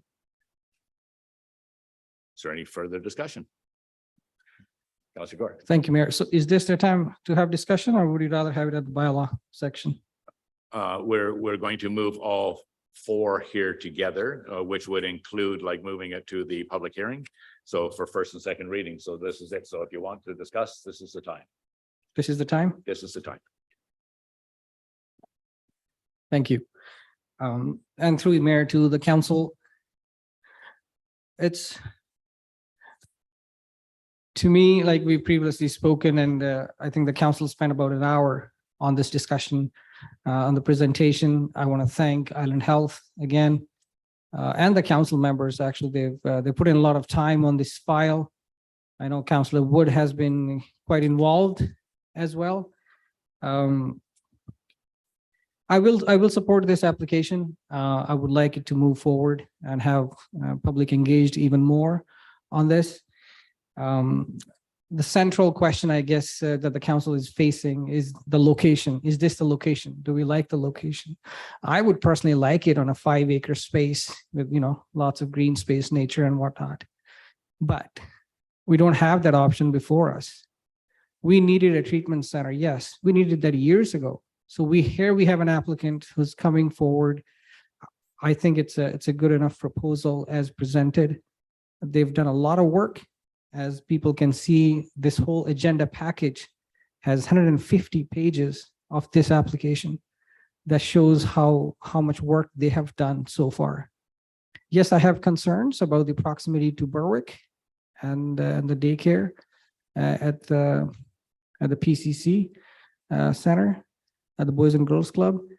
But I really think the benefits here to our community and large do outweigh some of those. And I think they're doing a really good work of trying to address those concerns that our citizens have presented. And in the future, we'll see how this application goes. But as presented, I'm in favor. Thank you. Any further comments? Councillor Grants. Thank you, Mr. Mayor, and through you to council. This application, I must admit, really frustrates me because it should be a clear slam dunk yes. Since 2016, this has been declared a public health emergency. We have watched our family members struggle with these addictions. I've watched this in my life. And any opportunity to put in place a treatment facility that will help people recover from this terrible addiction, which is extremely difficult to shake, is something that we need to see. As Councillor Wood pointed out, the very first presentation that we're honored that Parksville was selected. But we've also, as Councillor Gore has pointed out, have seen concerns in the community around the specific location for this facility, which makes, and that's where my frustration is, because I very much want to just say, rubber stamp, let's do this. But I am also hearing from community members that they have grave concerns about the location. And there are two main strands that I need to consider anytime anything comes before us. First of all, my general philosophy is I want to get to yes. How do we get to yes on a proposal when someone comes before this council asking to do something in our community? How do we get to yes? The other two things that I look at, so that's the broad perspective. The two things I also look at is what are the potential downsides that we need to protect against? And I think the proponent has done a good job for the most part of addressing many of the downsides that come with this proposal. Then the question is, what are the upsides and what benefit can we get from having this in our community? And here's where I also hit a stumbling block, is that we have a downtown that is designated for a certain purpose and use. And we have in our strategic plan that we want to see a more vibrant downtown.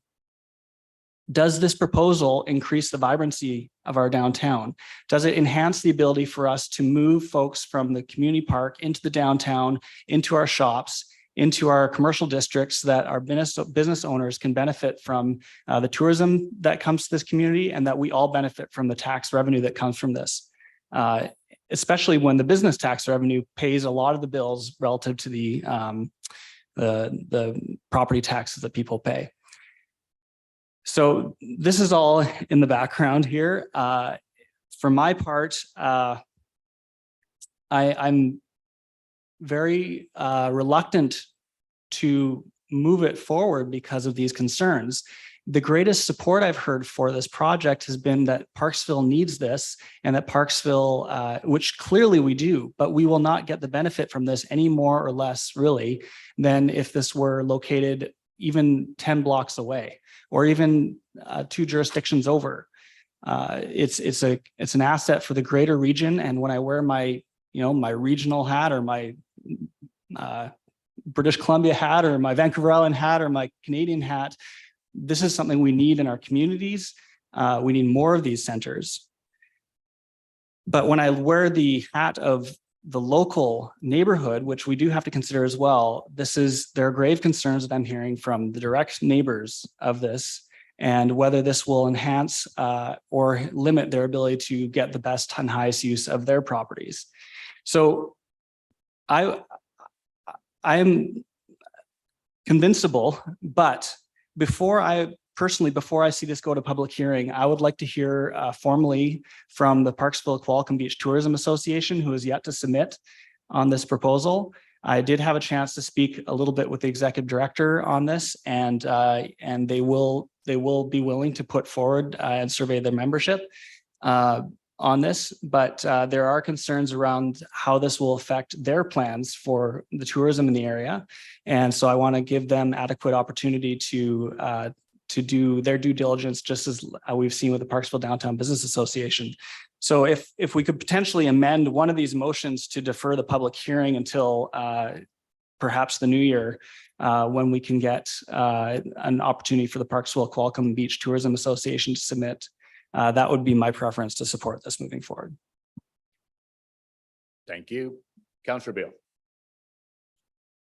Thank you, Mr. Mayor. And my understanding is that if we do move this, sorry, I need my reading glasses, that if we move forward with first and second reading, that in fact we can set a public hearing date, and that provides additional public input, including the opportunity for the Tourism Association to also provide some input. So I'm not sure, I'm a little bit confused as to why we would need to delay this, because there is an opportunity for further public input after we get to second reading. So I don't see the benefit in delaying this in order to get further input, because we will get further input.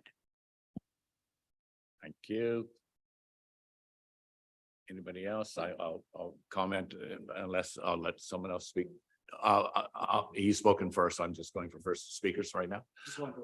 Yeah. Councillor Wood. Okay, Councillor Wood, go ahead, sir. Thank you, Mayor. We know we need more affordable abstinence-based addiction recovery centers, and that's what this is. We know we have them in Nanaimo. We know that they're very expensive. I've had a couple of cousins who went through the programs down in Nanaimo. We know who needs to fund and operate this facility if it is going to be public, and that's Island Health, and that's who is proposing this to us today. With regards to what the city of Parksville gets, and I don't believe it was mentioned today yet, but the city of Parksville gets 3 additional full-time outreach workers with this proposal, paid for by Island Health, which is a dire need from my understanding for the issues that we do see with people struggling with mental health and addictions in our city. So with regards to what the city of Parksville gets from it, while we don't get any priority as to who gets accepted into that facility, and that's understandable, we are getting 3 full-time outreach workers. And from my understanding, these people are going to be wearing orange jackets with orange backpacks, and they will help alleviate what we see our RCMP, fire, ambulance dealing with in our city, people struggling with mental health and addictions already. And so I think that's a very, very big bonus for the city of Parksville. Should this facility go ahead and it has a negative impact on the community, I don't feel that's on you, Mayor, and I don't feel that it's on this council, and I don't feel like it's on the city staff. If there's a negative impact on the community with this facility, it lands squarely on the shoulders of Island Health, the ministers of health, mental health and addictions, because they want it to be a success. We want it to be a success. And I feel like, I'll go back to what I said before, that I feel like this has been a very respectful process. They're not trying to sneak anything through on us. They are trying to listen to all the concerns and cross all the T's and dot all the I's. And that's why I'll be supporting this first and second reading. Thank you. Thank you, Councillor Wood. I'll just weigh in for my first comment here. At this point, I'm still in information gathering on this proposal. So I will be supporting the recommendations 1, 2, 3, and 4, because I want to have this proceed to the public hearing process, because that's going to give us an awful lot more input that we all need, as well as time for other associations that didn't get their input in on time. It will give us enough time to have that as well. Recognizing as well that this is only first and second. If after the public hearing process, if council is not satisfied with the recommendations at that time, we can turn that down at that time. There's space to do it, but I believe Island Health has done a recommendable job of providing background information and actually taking the time and effort to contact individual groups and associations to hopefully alleviate their concerns, their personal concerns, not just the community's concerns, but their own personal concerns, and which I applaud. And I think that Island Health deserve the attention to go to public hearing at this point. So I will be supporting this as it stands. Thank you. Councillor Martin. And then Thank you, Councillor Mr. Mayor. Garrett. Thank you, Mr. Mayor. When we started this was many months ago. I really felt that I wanted full disclosure by everybody. You know, all the citizens, people. Island Health has done their due diligence. And that's what I believe this next stage is. Because we've had other things in the past that I was not involved in. We get a furor and people are against it. But when they get the full disclosure, it doesn't seem what it really was. And so this is what I will support, the next step. So we have the full disclosure. And that's how I started out with this. So thank you very much. And thank you for your due diligence. Thank you. Thank you, Councillor Gore. I think the council members have covered a lot of things, and I do appreciate all their comments, like for or against the proposal as of today. I do want to make 2 points clear from my understanding of this and even other issues that deal with unhoused or people with mental health and addictions. So there are 2 components. In my opinion, there are some legitimate concerns about safety and security, but we also have to be cognizant of the stigma that does exist about mental health. These are same people. It could be you, could be me. We have family members who have mental health and addictions. So to stigmatize and put people away that first of all, we're not going to give them shelter. We're not even going to give them the opportunity to try and get better, just because we are so afraid how they may act up, how it may affect our property values and our businesses. I know there are some concerns, and I understand that. However, we need to realize and be cognizant of the stigma that has been prevalent. And maybe that is part of the problem, why we are facing this crisis for so long, because so much stigma. I don't know any place in Parksville that will say it's a good location, let's put it here. We as a society also need to come to terms with the fact this crisis is affecting us every day, and let's take an opportunity with everything considered, at least give it a try. Councillor Beal. Thank you, Mr. Mayor. And I'd just like to add that what we're faced with here is a question of adjusting the zoning. Now, the existing zoning is for seniors facility. And I'm not sure, and if in fact it was open with that, as it was previously when it was Halliday House and Elizabeth Manor. And does that significantly improve the vibrancy for the downtown area? I'm not sure. I am not sure that does, or if it doesn't. So that's just one thing that I like to keep in mind. What is the existing zoning and what is it that we're wanting to shift it to? Not, are we wanting it to be something completely different entirely? That's not what we're asked to do. And the other part of that is also that oh, am I losing my train of thought? I'm losing my mind. That's it. No. Um, anyway, I'll leave it. go- I I'll think go that back. that is a consideration. No, I did want to add that also Island Health, I would imagine that the people who will be working there, if this does go ahead, are going to have reasonably well-paid positions. And they will in fact come out into our coffee shops and hopefully shop in our downtown area and add a little bit of life and economic wellness, if you like, to our downtown area. So I'm not sure that it's a net negative in terms of downtown compared to what the existing zoning is. Thank you. Councillor Grens. Thank you, Mr. Mayor, and through to council. Thank you so much for the comments on this. The reason I would love to see a bit more time on the public hearing piece is because I'm particularly interested in what the plans are and how this fits into the plans of those who are who have those plans for this zone.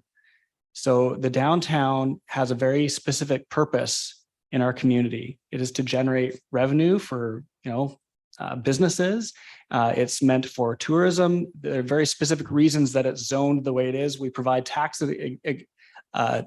incentives, in fact, for people to do those things downtown.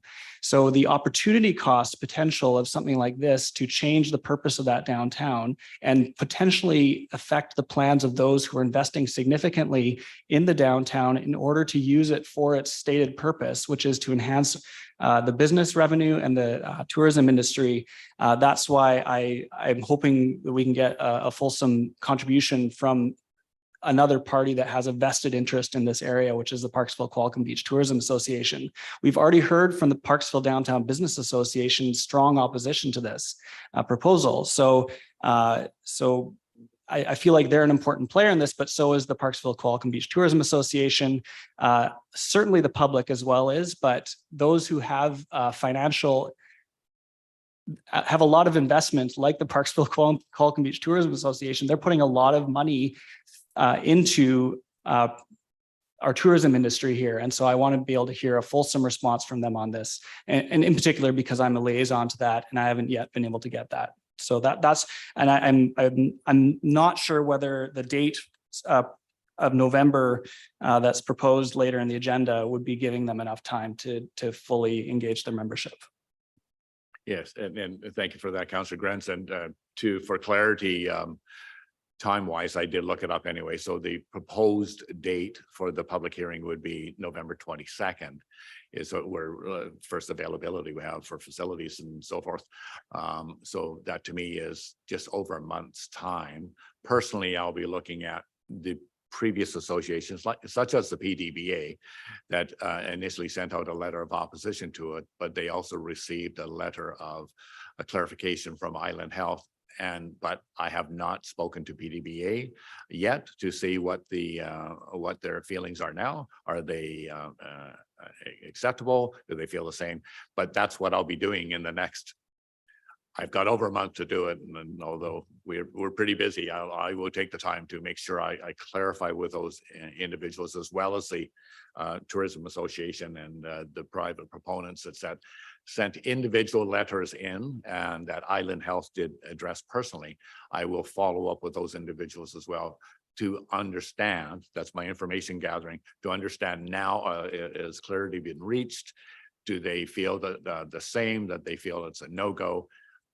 They're our community, and that's what I feel. They're the ones controlling this, not my own personal feelings on how amazing I think this would be. It's the feelings of our community, because that's who we're representing here. So honestly, Councillor Grens, I feel it gives myself enough time to get the information I need to take it to a public hearing on November 22nd. And then you still have further time after that, of course. If I may, Mayor, sorry, Yeah. point of order here, Mayor. Sorry. Sorry. That is correct, but you can continue getting the information yourself. From all the correspondence that we have. Thank you. Yes, Sorry, that discussion can happen in the bylaws where the date is mentioned, not in the reports. Sorry. About the date for public hearing, Yes. that can be discussed in the bylaw section, please. Yes. No, I'm just talking about giving a clarification to Councillor Grens, just so he knows what time we have. It is not actually saying what it is. I said proposed. Anyone else like to speak to this? All clear on the screen, CAO? Thank you. I think we have a mover and a seconder already. All discussion has been done. All those in favor? CAO? CAO? Thank you. That carries unanimous. Thank you. The next report is the Director of Finance, Growing Communities Fund Reserve, to obtain council approval for the establishment of a segregated reserve for the province of BC Growing Communities Fund grant. Do I have a mover and a seconder for the recommendation as presented? Moved by Councillor Martin, seconded by Councillor Beal. Any discussion? None? All those in favor? Sorry, CAO. Thank you. My mirror image. Thank you. That carries unanimous. Recess. I'd like to call a comfort break for 5 minutes, please.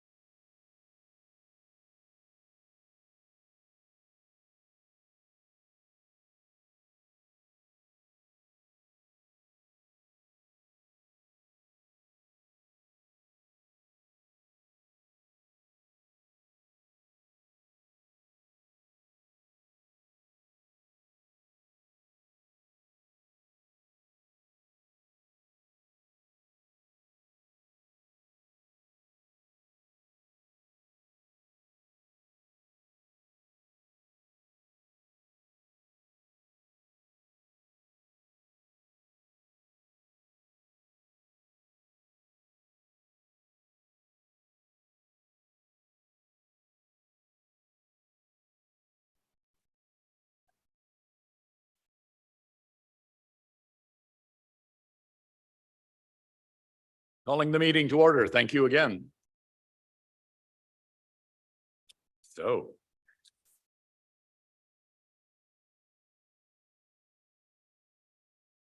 Correct me if I'm wrong, CAO. I'm moving on to 5 policy review.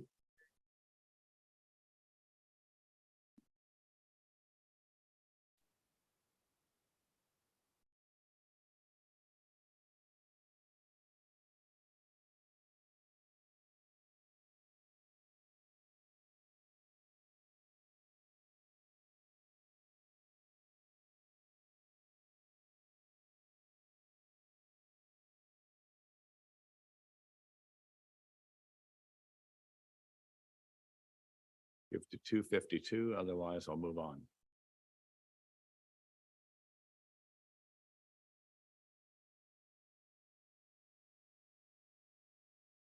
Okay. We have to.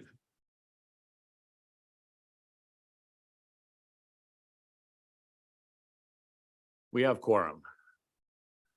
We have under policy review, we have an item for policy review today with by the manager of human resources and occupational health and safety, a respectful workplace policy.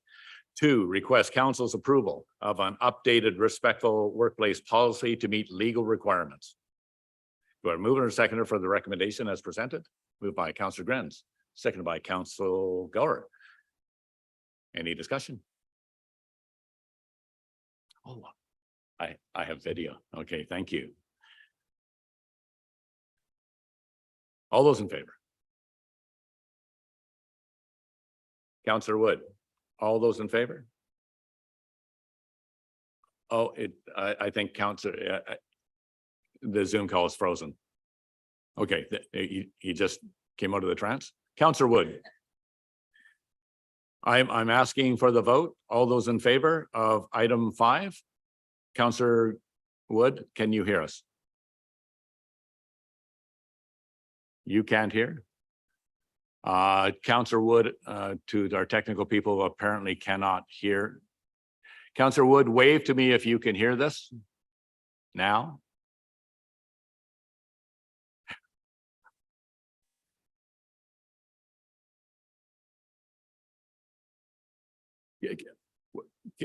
Okay, we're going to.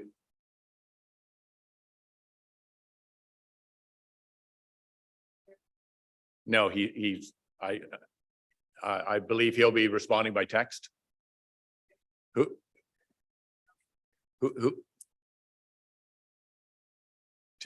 Testing. Councillor Wood, are you there? With hearing. If I may, Mr. Mayor, it looks like it might be an issue on Councillor Wood's end as other participants can hear us fine that are signed in. Okay, So maybe if he restarts, maybe we could text him and tell him to restart. Joel, are you able to? Thank you. Councillor Grenz. Sorry, folks, we have technical difficulties. Not that it's ever happened on Zoom before.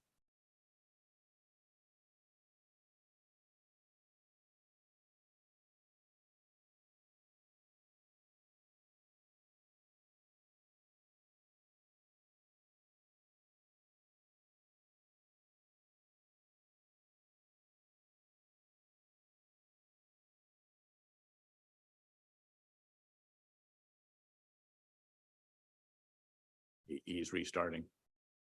And then he'll rejoin.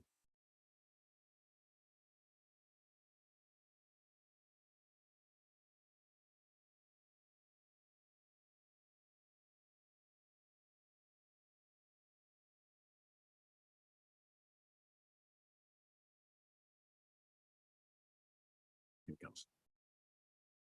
Testing 1, 2, 3. Councillor Wood, you're back after restart.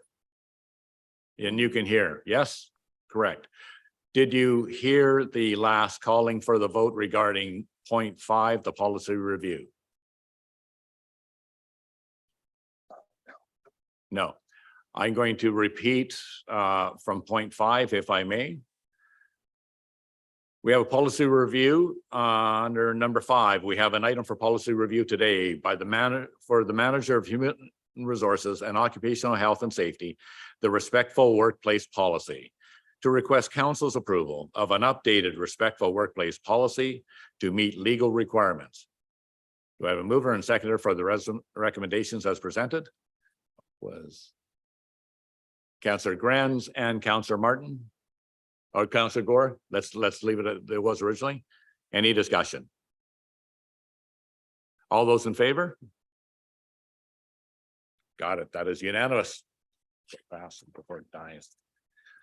Under bylaws, we have first and second reading and advance to public hearing for the zoning and development amendment bylaw 2023, number 2000.15, the text amendment to CD 10 at 188 McCarter Street.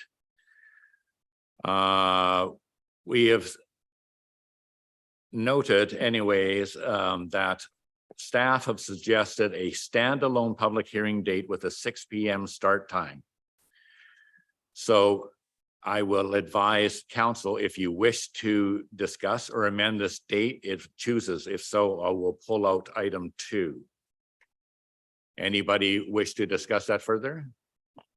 Would that be- Yes. Okay. Thank you. I'll take that under item 2. Okay, do I have a mover and seconder for the recommendation point 1 that zoning and development amendment bylaw 2023 number 2000.15 be read a first and second time? Moved by Councillor Beal, sorry, and Councillor Wood. Thank you. Any discussion on point 1? All those in favor? That carries unanimous. Thank you.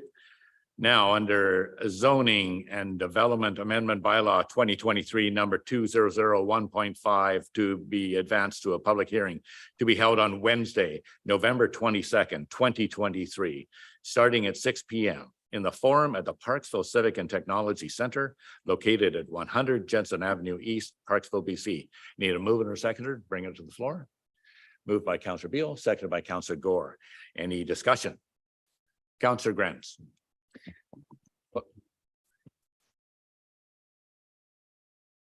Oh, he's just said, if the mover would like discussion first, would you? Yeah. I guess just anticipating Councillor Gren's comments, if November 22nd was not the preferred date, is there a date in December that would be, what would the first date in December be that would be available? If our CAO could tell us that? Yes, that would be good. CAO, if you could address the other possible dates, please. Thank you. Through the mayor to council, we would have to check. This date was the first available date that the room was available, and there wasn't another council event. So we chose that date rather than our normal practice would be the following, the following meeting. So that was the reason for the delay, but we would have to check what the availability of this room, plus also the other events that you have. We have quite a few budget meetings and other meetings with other stakeholders and things that we try to avoid. So we would have to kind of leave it a little bit open, but perhaps get a range from council so that we could find an appropriate time that works with your existing agenda and that this room would be available. You good with that, Councillor Bill? Okay, okay. Yes, good. Councillor Gore. Thank you, Mayor, and I'm expecting an amendment from Councillor Granz on this. I just want to say to the council that we did delay the first reading to get the public input. And I supported that because, we should be taking baby steps, cautious about a proposal that comes when we've already seen some opposition from community members. But I'm hoping that November 22nd is still that we can stick to get the public hearing. I think the mayor mentioned we have time for all the interested parties to give their input. I'm urging the council that let's stick with the November 22nd, unless convinced by Councillor Granz. I'm willing to change my mind. Councillor Granz. Thank you, Mayor. So I would like to amend this motion that we amend November 22nd to the first available date in December, or first available date, hopefully September. Or I mean, December, sorry. Yeah, I know my calendar. That would be my desire. Reason being is that the Parksville Qualicum Beach Tourism Association in particular, I'm the liaison on that. I'm very open to their perspective on this. They were not specifically requested to submit on this, despite the fact that there was a longer period of opportunity to speak on these. So that's why, oh yeah, that's my amendment. If I can comment on that particular, yes, they were requested to provide comment on that in a private meeting in my office in between PB under Mr. Sepos and Mr. Drummond were requested considerably back. I had a specific meeting. I can even give it to you on my calendar if you want. Yeah, and then they were actually requested at that time. So we did have, so they had, in my opinion, lots of opportunity. Yeah, is all I'm saying. Sorry, before I comment any further, for a first time, Martin. Well, I think we Councillor moved Martin. it. Do we need a seconder or?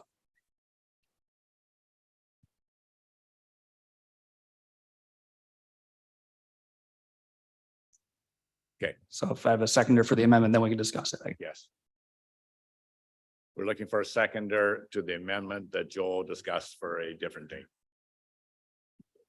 Am I allowed to say before I second or no?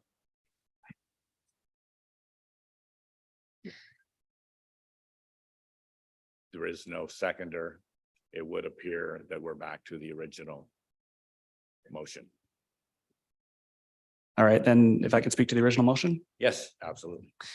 So I did actually also reach out, and so I will not be supporting this particular piece of the motion. I did reach out as well, and what I heard was that there was no comment sought from the organization, and certainly not from the proponent, but I didn't hear of otherwise either.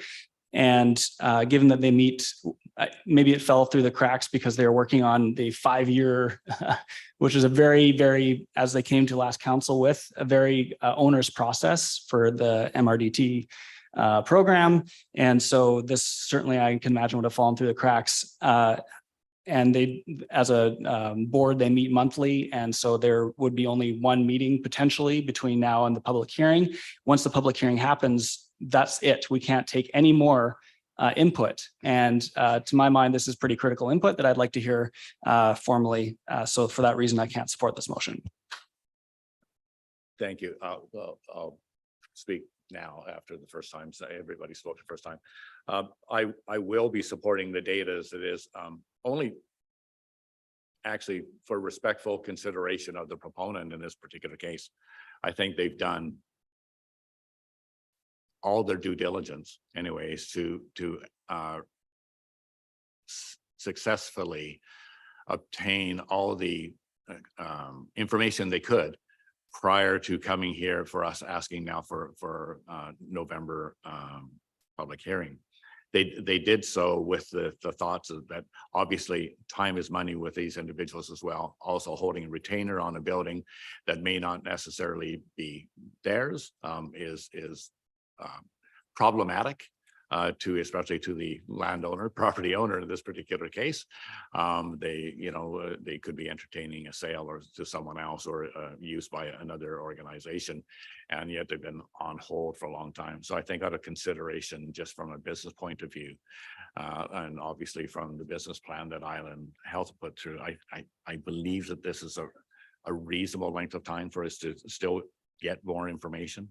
I believe I have the ability to get all the information I need. So I will be supporting the November 22nd date at this time. Councillor Beale. Thank you, Mr. Mayor, and I appreciate all the comments that you've just made. I would like to certainly support this particular date out of respect to the proponents, as you say, and all that they have put into this. There have been public announcements, there's been advertisements in the press about open houses and information. There's been a lot of back and forth with comments on Facebook and elsewhere. I do appreciate that it might be a tight timeline if the Tourism Association wanted to put together some kind of a survey and gather all of that, but there certainly is opportunity to reach out to the members and invite individuals who are part of the association to send in their comments, their thoughts, and their questions as well, if they don't actually have that information. So for that reason, I would like to stick with this particular date. Further comments? Councillor Martin. Thank you, Mr. Mayor. I do also, as our fellow councillors have mentioned, and you, Mr. Mayor, agree with this date. However, I was thinking if this organization, Tourism Association, could get something to us that we could actually, all individually or as a group, send to us officially, that would be good. We can take that into consideration before the 22nd of November. So I understand exactly what's going on here, Joel, Councillor Granz. And thank you very much. Thank you. Thank you. Okay. Yeah. Oh, there's that hand. Is it? Councillor Wood. Thank you, Mayor. I will be supporting this date. I believe the proponent has, like I said, crossed a lot of T's and dotted a lot of I's. There's been a lot of opportunity for public input, and I know everyone's busy, including the Parksville Qualicum Beach Tourism Association. But this council is busy, mayor's busy, the city staff are busy, Island Health is busy. The Downtown Business Association managed to get a survey in and put their input in. So I hope that November 22nd is enough time if the Parksville Qualicum Beach Tourism Association wants to have some input to give their input. Thanks very much. Thank you, Councillor Wood. I'll call the question if there's no further discussion. All those in favor? All those opposed? Opposed by Councillor Granz. Thank you so much. That passes. So to be clear, we have now approved the public hearing date as Wednesday, November 22nd, 2023, starting at 6 p.m. in the forum at the Parksville Civic and Technology Center, located at 100 Jensen Avenue East, Parksville, BC. Thank you.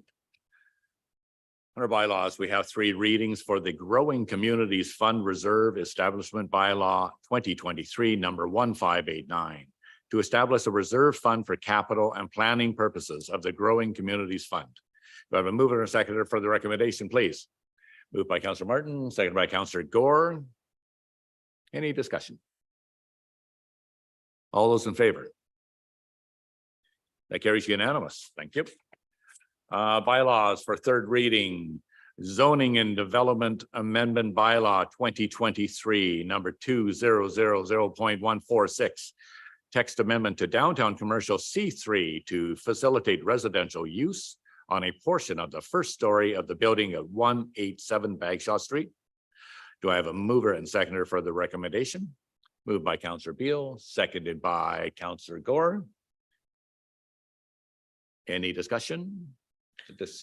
I'll just make it. Councillor Gore. Thank you, Mayor. I'll just make a quick comment that we heard some concerns in the last public hearing about this rezoning, especially from the business owners and commercial interests.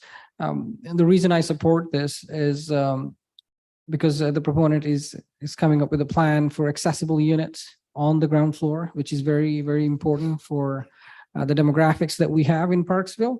And the other big bonus for me was the lease that they're going to give to a nonprofit on the second floor for commercial use. So I think they're doing overall, I see a lot of benefit to our community with this proposal. I really like their design and the step 3 code and what they're using. So I will be supporting this. Thank you. Thank you. Councillor Beal. Thank you, Mr. Mayor. And yes, I too would like to support this. And I did note the concerns raised by a couple of local business owners, although I did also note that one person said that they weren't really familiar with the proposal, but were concerned about the loss of commercial space. I do feel that, as Councillor Gore has mentioned, that having accessible units, truly very accessible, the ground floor is a real plus. But the other thing is the fact that the leased area for, let's say, commercial use, but for the nonprofit, it extends into the second floor. So overall, there is still, it's a very similar amount of square footage that is in fact non-residential. So that doesn't really change that ratio significantly. Thank you. And I too was sold when I heard about the accessibility on the ground floor suites. To me is a slam dunk, natural to approve, even recognizing as well the fact that that would lead to our strategic plan for downtown vibrancy as well, is having all people accessible to the downtown area, living in the downtown area. So to me, that is a big win as far as I am concerned as well. So here we go. We're looking for a vote. All those in favor? That carries unanimous. Thank you. So bylaws for final adoption, we have a zoning and development amendment bylaw 2023 number 2000.147, text amendment for residential care. Do I have a mover and seconder for the recommendations as presented? Carry, moved by Councillor Grenz, seconded by Councillor Beal. Any discussion? All those in favor? It carries unanimous. Thank you. Final adoption bylaw, we have the permissive taxation exemption bylaw 2023 number 1587 for the 2024 permissive taxation exemptions. Do I have a mover and a seconder for the recommendation that's as supplied? Moved by Councillor Martin, seconded by Councillor Grenz. Any comments, discussion? All those in favor? Thank you. That carries unanimous. Notice of motions for future motions. Move on to liaison reports.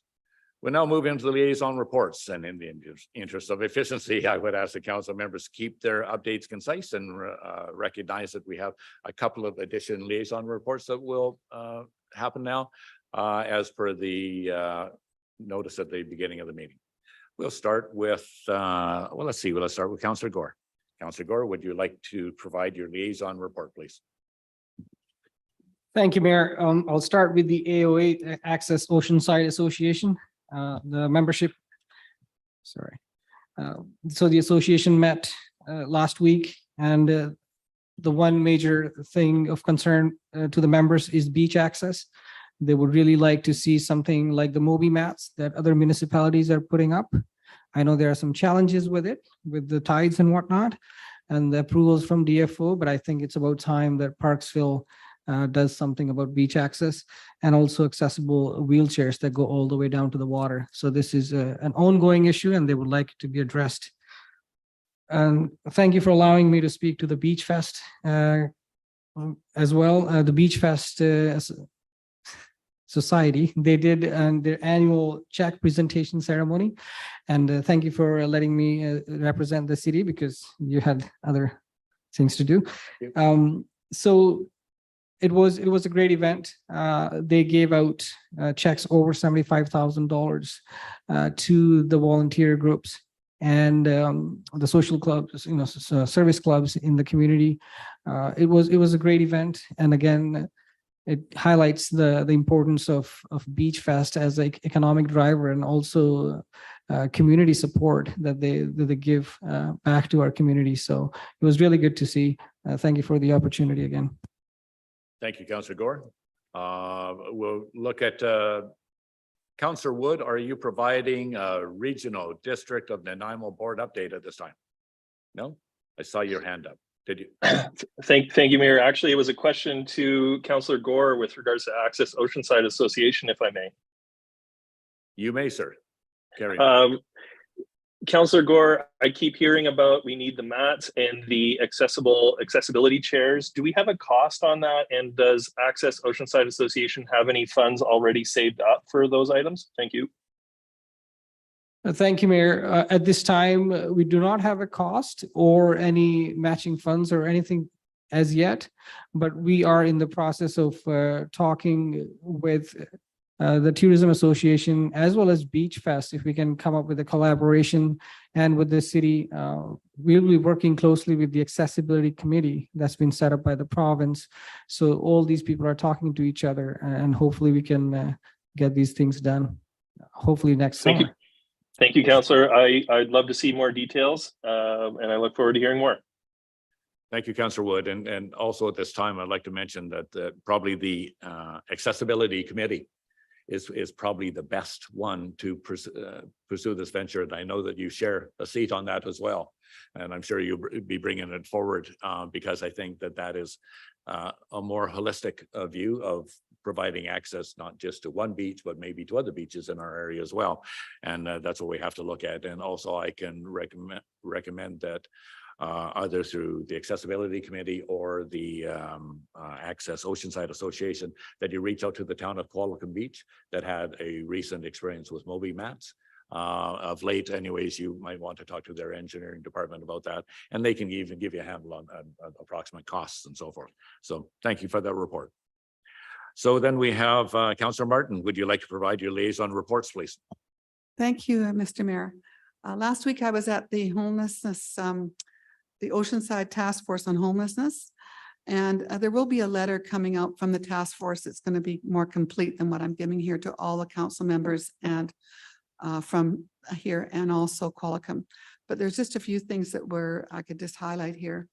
BC Housing will provide funding. This is to do with the 24-hour shelter, and they will provide funding for 12 hours from November 1st to March 31st. So BC Housing will do that, and they have it in writing that they will do that. However, a 24-hour shelter is what the real need is, because people being put out in the morning at 7 o'clock in the freezing weather is right now we have nothing. So that's how it is. We just got the homelessness task force from the province. They have several cities that they did check, and Oceanside, we just got the numbers, where 103 individuals experience homelessness. And this is in Oceanside. However, it's really just an idea. It's a capsule of what it is. It's up from last time, which was done 2 years ago, from I think it was 80 or 81. 87 anyway. It's also just a guideline. It's not really the total, because it could be quite a few more. Just so you know, 25% of the individuals were over the age of 55. 78% have been in the community for 5 years or more, and 25% have lived here all their lives. So there's quite a number of people. We get the idea that people are coming from elsewhere, but most of the people were local. The other thing I would like to say is that on that, I think that's the main thing. I've also got a message here from the Parksville Museum and the PDBA. The Parksville Museum lives on donations, just so you know. With tax receipts, you can keep the doors open. It costs $75,000 a year just to keep the doors open, let alone all the other things. And they do a lot of, and we have had a grant and aid for the museum, which is much appreciated, but it's still a lot of money to keep the doors open every year. And on a lighter note, there's the Autumn Artistry. I got to have a drink of water here. Just a second. Let me, that'll give me a chance. Councillor Wood had his hand up, and maybe for your previous report. Councillor Wood, did you have a question? No. Could you remove your hand signal, please? Yeah, he did. Thank you. Also, they've been doing this is something to keep the involvement of the community. The Chamber of Commerce has done a liaison with the museum And it's called Autumn Artisan Market, which I've mentioned, it's every Friday night. And the next 2 Friday nights, there will be one from 5 to 8. With the last one being a trick or treat event. Only tricks or treats in town. It's not the only trick or treat in town because the PDBA has one also on Halloween Day. But this is suggested that you wear your favorite costume, live music, vendors will, and food trucks. So that's from 5 to 8 on the 27th. And that'll be the last time that they'll be having anything on in the museum other than private events, which are always available. And it's also supported by Thrifty Foods, just so you know. Now, the PDBA is also doing on the 31st, the day of, trick or treats at all their businesses in the downtown core. So people will be, be giving out treats at all the PDBA events. So I thought I'd mention that. And that's all for now, unless there's any questions about this. Either one? No, Thank you, Councillor. thank Martin. you. Yeah. Thank you. Councillor Beal. Thank you, Mr. Mayor. And yes, I'd just like to make pardon me, a brief comment from the Chamber of Commerce that the Chamber of Commerce is having their 39th annual gala, and it is October 28th. And so being as it is so close to Halloween, one is invited and even encouraged to bring some sort of costume. The theme is heroes, heroines, and villains. So that could be a fun theme. And I know that it is open, of course, to chamber members, but also friends and family. So I think that sounds like almost everybody could take part if they wish. So please just contact the chamber office to learn more. And there's a wonderful dinner, a gourmet buffet dinner, silent and live auctions and draws, entertainment and dancing. So a good time could be had by all. That's October 28th for the chamber. And it is a fundraiser for the chamber, and they appreciate everyone's support. Thank you, Councillor Beal. Sounds like a hoot.